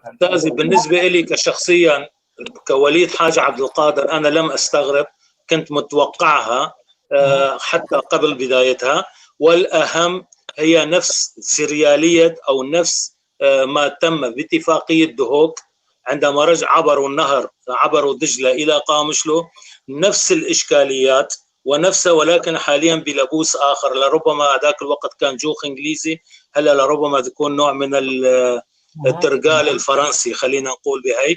يعني كمان أيضا يوم اللي أجوا على أساس كانت تتشكل هيئة قيادية عليا ومسألة الانتخابات وإلى آخره أنت تدري، وخروج طرفين من المجلس. برأيك هل يستطيع حزب الفيدة الحفاظ على هذه التناقضات والتوازنات الداخلية المتناقضة؟ مستحيل. لأن هناك خاصة طرف وتيار مظلوم عبدي يقول بأن المحادثات تجري بسلاسة، بينما نسمع من آلدار خليل وتياره يقولون بأن المفاوضات قد تشرف على نهايتها. تخدم مين؟ يعني تخدم أي طرف؟ أستاذ عنايات، بصراحة شخصيا لحتى قبل شهر ونص كمان أنا كنت شاكك أنه تكون يعني كل المبادرة مجرد حذر للوقت. يعني من 10 أيام، من أسبوع 10 أيام نسبيا، يعني ممارسات أو الانطباعات التي تنقل لمثلا الدائرة الضيقة أو للمهتمين مثل أمثالنا مثلا عن شخصية مظلوم عبدي وتصوراته، خاصة آلدار خليل بشكل خاص. النداء أو الشيء اللي نشره قبل اليوم وأمس ليست بالوحيدة، يعني لسه كان وفد المجلس الوطني الكردي بهولير قبل فترة، كمان على قناة روناهي سمعنا على ليلتين متتاليتين تصريحاته، وبعدها اجى صالح مسلم كمان يعني نسبيا عدل التصريحات تبعه.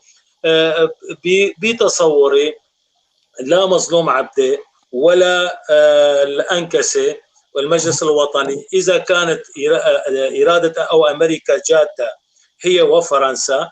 نحن نتذكر كلنا الخلافات العنيفة التي كانت بين الراحل جلال طلباني وبين الزعيم مسعود البرزاني، وكيف انه الاولبرايت كمشت ايديهم وحطت ايديهم ببعضهم. فمساله طرح آلدار خليل الان، يعني نحن اولاد قامشلي واولاد الحركه القوميه الكرديه، لربما لسه الصديق آلدار خليل لربما كان بالمرحله الابتدائيه، يعني نحن نعرف من هي قسد، من هي مسد، ونعرف من هي حزب الاتحاد الديمقراطي. فمسألة تلاعب بالأدوار أو الاستئساد أو الاستكسار مثلا بالمجلس، يعني اليوم أنا رغم أنه الصديق صالح جد أبو سالار بحترمه جدا يعني كصديق للوالد وصديق للعائلة، وأيضا له تاريخ. اليوم على قناة روداو يعني مسألة أنه يطرح حاله كتشكيل هو تشكل بعد المفاوضات، صح التحالف وحيث بيمان كان موجود، ولكن أحزاب بالمستسمية الجديدة ما كانت موجودة. أحدثت بعد المفاوضات، الجماعة يبدو أنه طالبين يعني شغلات تكنيكية، ولكن الغاية هي مو تكنيكية، الغاية هي أكثر من أرقام توضع، والمستفيد كل واحد له مثل ما قلت أنطيله موجه سواء إيران، سواء علي مملوك، سواء فلان إلى آخره يعني. ولا بتصوري كلمة أخيرة بهالهي، بتصوري أنه من المفترض أولنا أنت أستاذ عناية عليك أن تركز على الشارع الكردي، أن تستضيفهم هم وتضغط، ونحن كلياتنا معك لإيجاد رأي قومي كردي لتشكيل انه هالمنصه هاي، واطمئن القاضي حسين انه هالمنصه الكرديه اذا صارت بدها تكون خطوه مثل ما اضفت انت باتجاه منصات اخرى سوريه للتاسيس لحل وطني. هالحل الوطني طالعنا من المصطلحات الفارهه واللي انا اسميها لبن مسحوب خيره، يعني ما حتى مفهوم المواطنه. ايوه حلو شيء براكتيك عملي، اعرف انه انا كردي داخل هالدستور هذا، بعرف انه حقي تركي حسين اللي موجوده اللي غمرتها المياه، مياه شم ديريك حاليا، بعرف انه تركي حسين وما حد راح يشيل المي منها كمان ويعربها. 3/4 فلسطين اجت لمناطق. استاذ حسين حمادي، استاذ حسين حمادي، اللاعبين الكبار واللاعبين الصغار عم بقرا له كثير، يجوز عم يقرا تعليقاتي عنده كمان. حلو استاذ حسين، هناك لاعبين كبار يعني على الساحه السوريه يتحكمون بمفاصل السياسه ومفاصل الجغرافيا السوريه بالكامل. هناك قانون سيزر على الابواب، والليره السوريه في حاله انحدار تام، وهناك حالات شبه مجاعات في كل الجغرافيات السوريه، وهناك طمأنة امريكيه في منطقه شرق الفرات كما يقول البعض. هناك استثناء للمنطقة الكردية التي تتواجد فيها أمريكا والفرنسيين والدول الأخرى. كيف تنظر إلى الحالة القادمة من الناحية السياسية السورية؟ ماذا سيحدث لسوريا الجغرافيا، لسوريا السياسية، لسوريا الكل؟ أين سيقف الحكمدارية السورية، بشار الأسد، الليرة السورية، المواطنين، توزيع الجغرافيات، حالة الواقع المفروض على السوريين في شرق الفرات، قيام الروس بتهريب البترول. هناك قانون سيزر على الابواب، والروس يهربون البترول من شرق الفرات الى غرب الفرات، الى قرداحه، الى حمص، الى حما، الى طرطوس، الى كيف راح يطبق القانون الامريكي وعلى الطرف الاخر الامريكان والروس مشتركين بنقل البترول مثلا؟ سيزر بمجمله من الناحيه السياسيه ومن الناحيه المجتمعيه. تفضل. يعني قبل الحديث عن قانون سيزر بحب اوقف عند مساله. عندما أسمع بأن هناك متصارعين كبار في الداخل السوري، إذا كان المقصود هو يعني القوى السورية، أنا بقول لك لا، هذه لاعبين صغار وأغلبهم وكلاء دول خارجية ويأتمروا بأمره، وبلحظة يعني ممكن يرجعوا لحجمهم الطبيعي. وبالتالي أنا أعتقد يعني مفهوم المتصارعين الكبار في الداخل السوري مفهوم ليس دقيق. أما إذا كان المقصود هو الصراع الإقليمي الدولي، لا شك فيه أن صراع الكبار هن أمريكا وروسيا. وبالمناسبة يعني سوريا تشكل لهم هي جزء صغير من استراتيجياتهم، واللي أنا أعتقد الآن يعني ما كثير مهتمين فيه، لأنه مو مثل ما نحن عم نتصور أنه والله يعني سوريا ستغير وجه العالم. الكلام أعتقد ليس دقيق. هناك عدة إشكاليات بين تلك الدولتين الكبار على صراع نفوذ دولي، وقد تكون سوريا هي جزء من هذه الصراعات. هلا هذا الأمر بيعطيك مؤشر على أنه المجتمع الدولي لم يعد متحمسا لتطبيق قرارات جنيف 2، عفوا جنيف 1، وبالتالي بدأ يتعاطى مع عملية يعني عدم اكتراث وإيجاد صيغ أخرى، عملية تمريق للوقت لحتى تنضج رؤية أكثر وضوحا بين المتصارعين الكبار الاثنين. أما الدول الإقليمية فمعروف تخوفاتها. هلا بنيجي لقانون قيصر. هلا أنا كرجل قانون ما بكون أنا كرجل اقتصاد لحتى أحكي فيه. أنا من خلال قراءتي لهذا القانون هو موجه ضد إيران وضد روسيا وطبعا ضد النظام السوري، لكن أما تطبيقاته برأيي شخصي ستنال الشعب السوري. وما بنكرك يعني أنا لفت انتباهي استثناء بقعة صغيرة، ما ليش ما يكون استثناء كل الشعب السوري؟ ليش ما يكون استثناء مثلا بقعة معينة اللي موجودين فيها النازحين؟ يعني في قضايا بتوقف عليها. أنا كرجل بقول لك كرجل قانوني هذا رأيي. وبالمناسبة النظام يعني حقيقة أستاذ حسين، بحسب يعني معرفتنا بمفاصل القانون له ارتدادات سياسية، له مفاصل سياسية بالضبط. قولا واحدا ممكن انه الامريكان تفضل. هو لإكراه النظام بالقبول السياسي وإكراهه على التخلي عن إيران، هذا أهم سبب. وتستعرض يعني القانون بحيثياته، أنا قرأته بدقة، فهو موجه لها الثلاث دول، وعم بقول لك للضغط على النظام. بالمناسبة يعني أنا بريد أحكي مسألة بشوفها بغاية الأهمية. هناك ما يسمى مخرجات جنيف واحد والقرار الدولي المؤيد لجنيف واحد، هي مبادرة يتيمة طرحها المجتمع الدولي. أنا أعتقد بأن المبادرة يجب أن يبنى عليها ولا يجب أن نتخلى عنها تحت أي عنوان، لكن الأسلوب المتبع في تنفيذها هو أسلوب خاطئ. يعني عندما نقول هي التفاوض أو اللجنة السورية قولا واحدا تنحرف باتجاه آخر لا علاقة له لا بالقرارات الدولية ولا بمخرجات جنيف. أما ما يسمى هي التفاوض بشكلها الحالي، وكلياتنا شفنا شلون عم تعاطوا مع النظام، بتعامل بعدم الكراس، والمعارضة يعني هي اللي فاقدة التمثيل وفاقدة الكفاءة العلمية عم تعاطى معها بطريقة يعني لا يمكن أن يبنى عليها شيء. أنا أقول من حيث النتيجة كل من يعتقد بأن ما يسمى القوى السياسية المتعارضة المتصارعة الآن والقوى العسكرية هي يعني تمثل الحل فهو واضح. هي قد تكون جزءا من الحل، قد تكون تساهم، لكن هناك قوى مجتمعية يجب أن تكون هي حاملة لهذا المشروع الوطني. وموضوع ما يسمى يعني سياسة أمر الواقع أو الواقعية السياسية أو واقعية، هذا لا واقعية ولا سياسية ولا عسكرية. وكلياتنا شفنا شلون دعموا داعش وشلون بلحظة معينة راح داعش، شلون البي طلعوا من عفريت وأنا متابعه بدون معركة. وببدأ ترخيني أحكي بتفصيلات عن بعض القيادات إيش سرقوا معهم وطلعوا ووين مسكوا ووين حاليا هن. طيب خلي الأستاذ وليد يجاوب على هذا السؤال. أستاذ وليد، هل هناك يعني الارتهان أو الرهان على العامل الأمريكي ووجود الأمريكان في المنطقة، هل هو في محله؟ يعني هل ممكن لا يلدغ المؤمن من الجحر مرتين، والكرد لهم تجارب عديدة ومريرة وخاصة مع الأمريكان، هل نستطيع أن نراهن على الوجود الأمريكي في المنطقة كما تفضل أستاذ حسين؟ سؤالك ذو شقين. الشق الأول التواجد الأمريكي والروسي بكثافة حاليا. هناك من يرى بأن الأمريكان هو الضامن للحقوق، وهناك من يرى من الزاوية الأخرى. تفضل.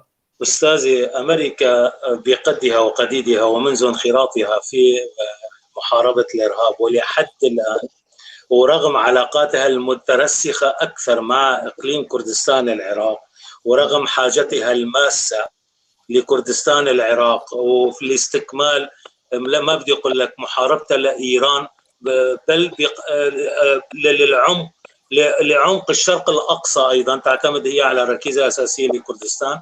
رأينا موقفها من استفتاء حق تقرير المصير، رغم أنه دولة تتشدق بالديمقراطية وبحق الشعوب، هو أول إقرار عالمي لحقوق الإنسان وحقوق الشعوب صدرت من الرئيس الأمريكي، كلنا نتذكرها، أدارت ظهرها لنتائج استفتاء أو قبول الشعب الكردي في كردستان العراق بحق تقرير المصير. ما أريد أن أوجزه في هذه الحالة.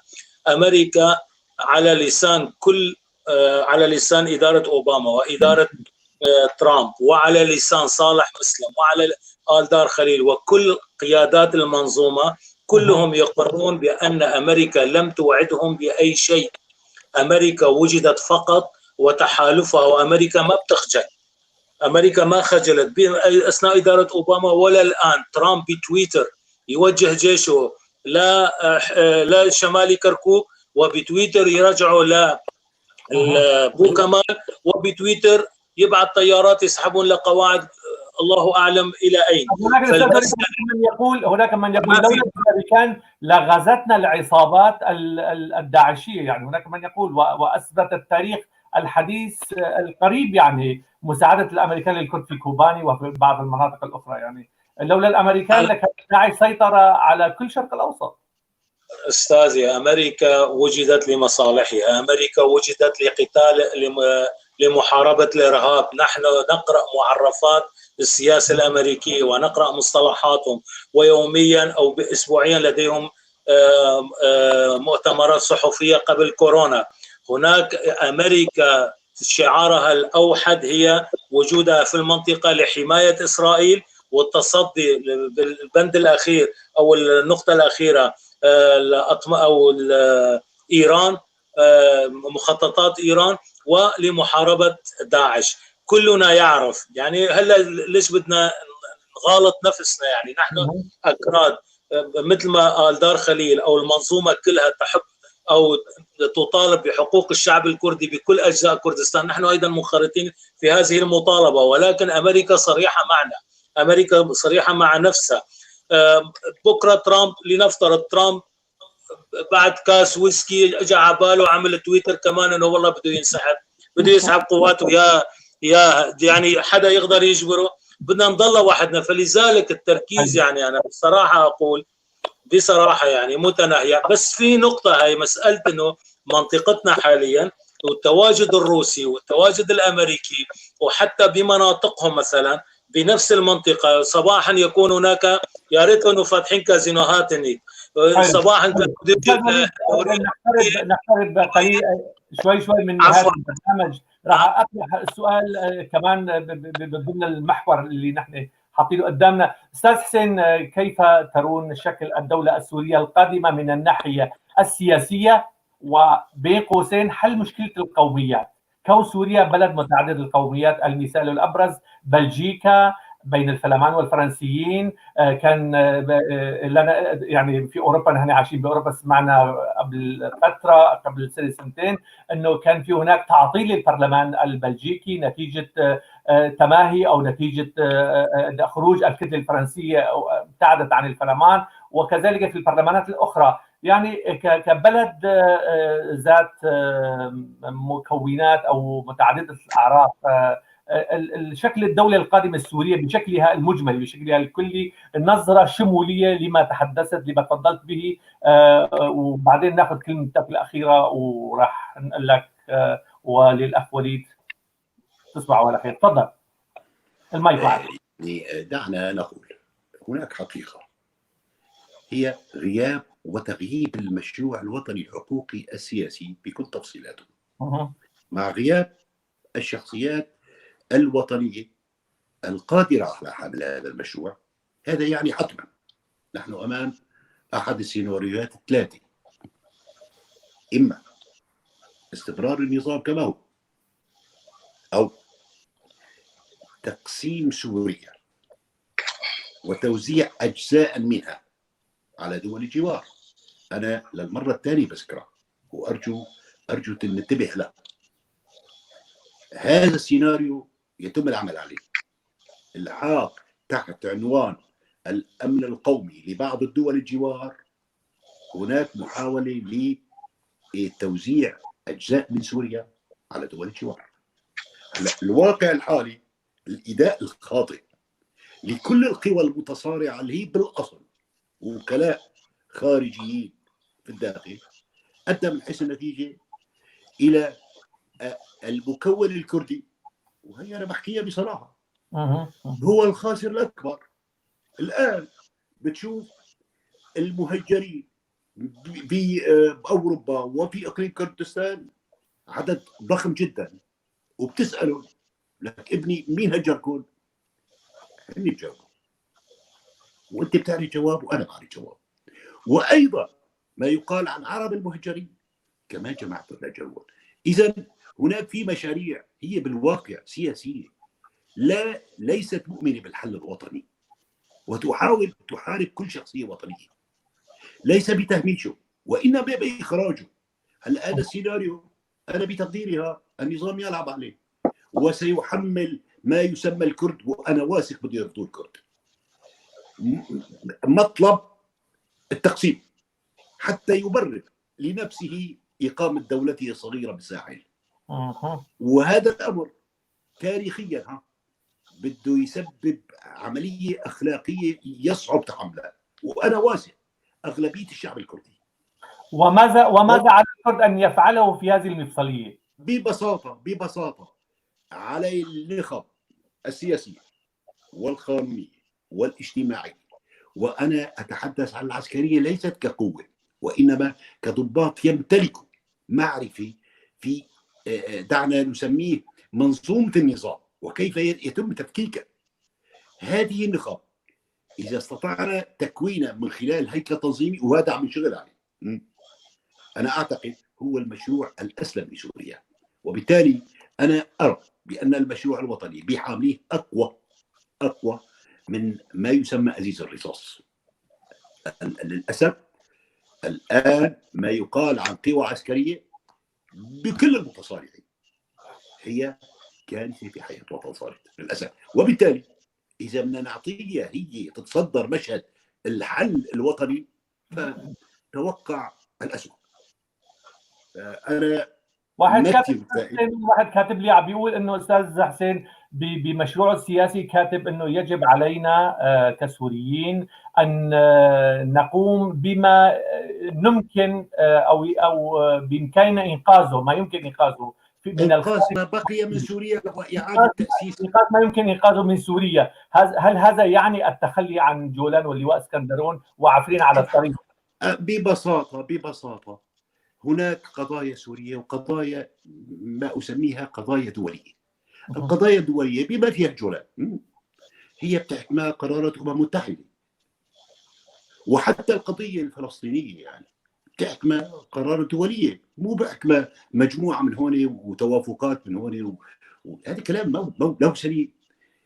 عندما تقول أن القرارات الدولية، هلا تقول لي والله المناخ ما هو ملائم لتطبيقه، هذا لا يبرر أن نتخلى عنه تماما لمسألة مخرجات جنيف القرار الدولية.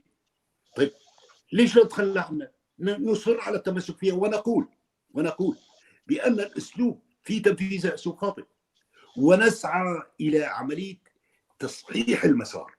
أما أن نبقى منفعلين ومنظرين ومحللين وبدون فعل ملموس، أنا بعتقد علينا أن نتوقع الأسوأ. حلو. السؤال الأخير لك أستاذ حسين، عم بيقول أنتم في حال استلمتم الحكم في سوريا، حكم دارية سوريا واستلمتم السلطة، هل ستحافظون على مفهوم الجمهورية العربية السورية والجيش العربي السوري، أم أن الوطن سيكون فوق الشعارات القومية والعرقية؟ الحديث لجنابي عفوا سواء لي يعني لا لك أستاذ حسين، عم بيقول إذا نجحتم في مشروعكم السياسي في حكم دارية سوريا واستلمتم السلطة، هل ستحافظون على مفهوم الجمهورية العربية السورية والجيش العربي السوري والطيران العربي السوري، أم أن الوطن سيكون فوق الشعارات القومية والعرقية؟ أولا نحن ما عم نطرح حالنا بدلاء عن السلطة، نحن جهة نقول على النخب الوطنية أن تعمل بإنتاج هيئة وطنية تشاركية معيارية توافقية من شخصيات وازنة، هي تكون بما معناه الهيئة التي تمارس عملا سياسيا. أما ما يقال عن تشكيل البنى الأخرى يعني الجيش أو بمعنى أكثر وضوحا المجلس يعني السلطات الثلاثة، فهي يفترض هي تتولج المسألة، لكن على أساس المفهوم دولة الوطن والمواطنة، بمعنى عليك تفكر ارتباطك بكل الجهات، تفكر ارتباطك بموضوع اقليم كردستان وجبال قنديل ويكون ارتباطك سوري، وعلي ان افك ارتباطي بما يسمى أمة عربية ودول عربية، ونحن كلياتنا عم نشوف بانه والله الشعب السوري يقتل خلال 9 سنوات ولم نشهد لا دول ولا شعوب وقفت معنا. هذا واقع. نحن نقول الآن هناك ما يسمى مفهوم الدولة الوطنية، والذي لا يرى هذا الأمر هو الأستاذ أبرز. تم استفتاء في إقليم كردستان واللي له خصوصية. كرس مبدأ من سنة 1945 نريد أن نتجاهله. هذا المبدأ لا يقوم على أن الدولة هي أركان ثلاثة: أرض وشعب وسلطة. لا، هناك مبدأ آخر اسمه الاعتراف الدولي. الاعتراف الدولي حسب منظومة الأمم المتحدة يحتاج إلى موافقة 9 أعضاء من مجلس الأمن وموافقة 2 أعضاء الجمعية العامة. والدليل هناك كثير من الدول ما أخذت الاعتراف ورغم توافر فيها الأركان. فلذلك القفز من فوق الحقائق السياسية والأنظمة الدولية، أنا بعتقد عم نروح بالفضاء، وبالتالي عم نخرج نفسنا من المعادلة، وبنكون يعني ناس مطالبين منفعلين محللين بعيدا عن العمل الحقيقي اللي يفترض علينا أن نكون فيه. أوكي، حلو. أستاذ وليد، سؤال أخير لك. سمعنا مؤخرا يقولون بأن قاعدة الاتفاق بين الطرفين الكرديين، يعني بين الأنكسة والإدارة الذاتية، ستكون اتفاقية دهوك، فلماذا نسمع العكس والتصريحات؟ جاي هيك سؤال. وعم بيقولوا انه شو رايك بالموقف الاخير والموقف النهائي لدخول بيشمركة روج الى المناطق الكرديه في سوريا والتوافقات البينيه، يعني رؤيتك الاخيره والشامله حول القادم السياسي والقادم القومي الكردي السوري والدخول البيشمركة على خط التوافقات. ممكن يزيد من حدة النقاش أو التباعد أكثر، أم راح تحصل هناك نوع من التوافقات وراح تمشي المفاوضات بشكل سلس حسب رؤيتك؟ تفضل. أستاذ عناية، نحن كشعب كردي في سوريا جزء من التكوين السيكولوجي والسياسي والتربية العقائدية على مستوى الخارطة السورية ككل، وحتى منظومة الشرق الأوسط ككل. يعني شعوب تتصارع بينيا وتتشكل قوى وتتحارب إلى آخره. الحركة السياسية الكردية طبعا أخذت نموذج اتفاقية دهوك، يعني تقريبا أو المبادرة التوافق أو المبادرة الأخيرة اعتمدت بشكل أساسي تقريبا على صيغ رئيسية فيها، وحاليا هي التي تسار عليها على أساس تشكيل هيئة عليا وإلى آخره، وهيكليات منظمة. هالهيكليات المنظمة سواء تقود العملية السياسية داخل المجتمع الكردي والمنطقة الكردية، وأيضا تتشكل منها هيئة تفاوضية أو تدخل مثلا في العراك السياسي على مستوى سوريا كلها. بتصوري مثلها مثل أي عملية تفاوضية، يعني المرض السوري انتشر من منقار البطة إلى أن نصل إلى حدود نصيب يعني. وبالإضافة هناك ثقل دولي إقليمي أو حتى خارجي أيضا منغرس أو متعمق حتى في بنى التشكيلات كلياتها. هناك صعوبات جمة، هناك وجوه أسست لثقافة كراهية، لتنافر، لفقدان الثقة، يعني هناك بقدم أناس جديين مثلك أستاذ عناية يسعى إلى لم الشمل مثلا الأطياف السورية ككل، هناك نقيضك مثلا يسعى إلى العكس. يعني نحن تكلمنا كثيرا عن الإطار العام مثلا اللي نسميها التباينات التكوينية أو القومية داخل المجتمع السوري، نسينا ممارسات مثلا، تغافلنا عن مدينتك، ما مثلا الحمزات وما الحمزات والكتائب المتطرفة وشو عم تساوي مثلا. نسينا مثلا موضوع ال 15-16 بنت المختطفة مثلا اللي اليوم كمان الإعلام الكردي ركز عليها. هناك ليس فقط الكرد اللي عم ينزل هالممارسات على الشاشة هيك. وليد تفضل. المهم أنا باعتبار ماني لابس النظارة، أنت منعتني، ما عم بشوف أنا. فلذلك يعني هناك قضايا جدا التأطير النظري شيء سهل. أستاذ حسين كلامي بهالزاوية نسبيا يعني توضيح لك، ما بدي يزيد على قامتك وعلى المدلولات اللي حضرتك حكيتها، بس كلها تبقى في الإطار النظري. نحن نعرف أن القانون 242 اللي صاغته الأمم المتحدة بخبراء وكذا من بين الترجمة الإنجليزية والعربية، لحد الآن الصراع العربي الإسرائيلي أو بين المزدوجين الصهيوني ضلت على حرف وعن الخلاف بين النص الإنجليزي والعربي. فكل هالمصطلحات هي يعني هلا لا تروح مثلا تحكيها بمنطقة ديريك اللي هي منطقتي رغم السوشيال ميديا وإلى آخره، بعض المصطلحات بتبقى فضفاضة تشمل كثير، ولكن للأسف هي من الحشائش اللي تيبس وتتهرهر باللهجة الشعبية مباشرة. نحن بحاجة إلى ثقافة تأسيسية. بشكركم كثير لنهاية الحلقة. قمعتني على فكرة أستاذ حسين، هو قمعني كثير، استخدم كرديته علي بجد.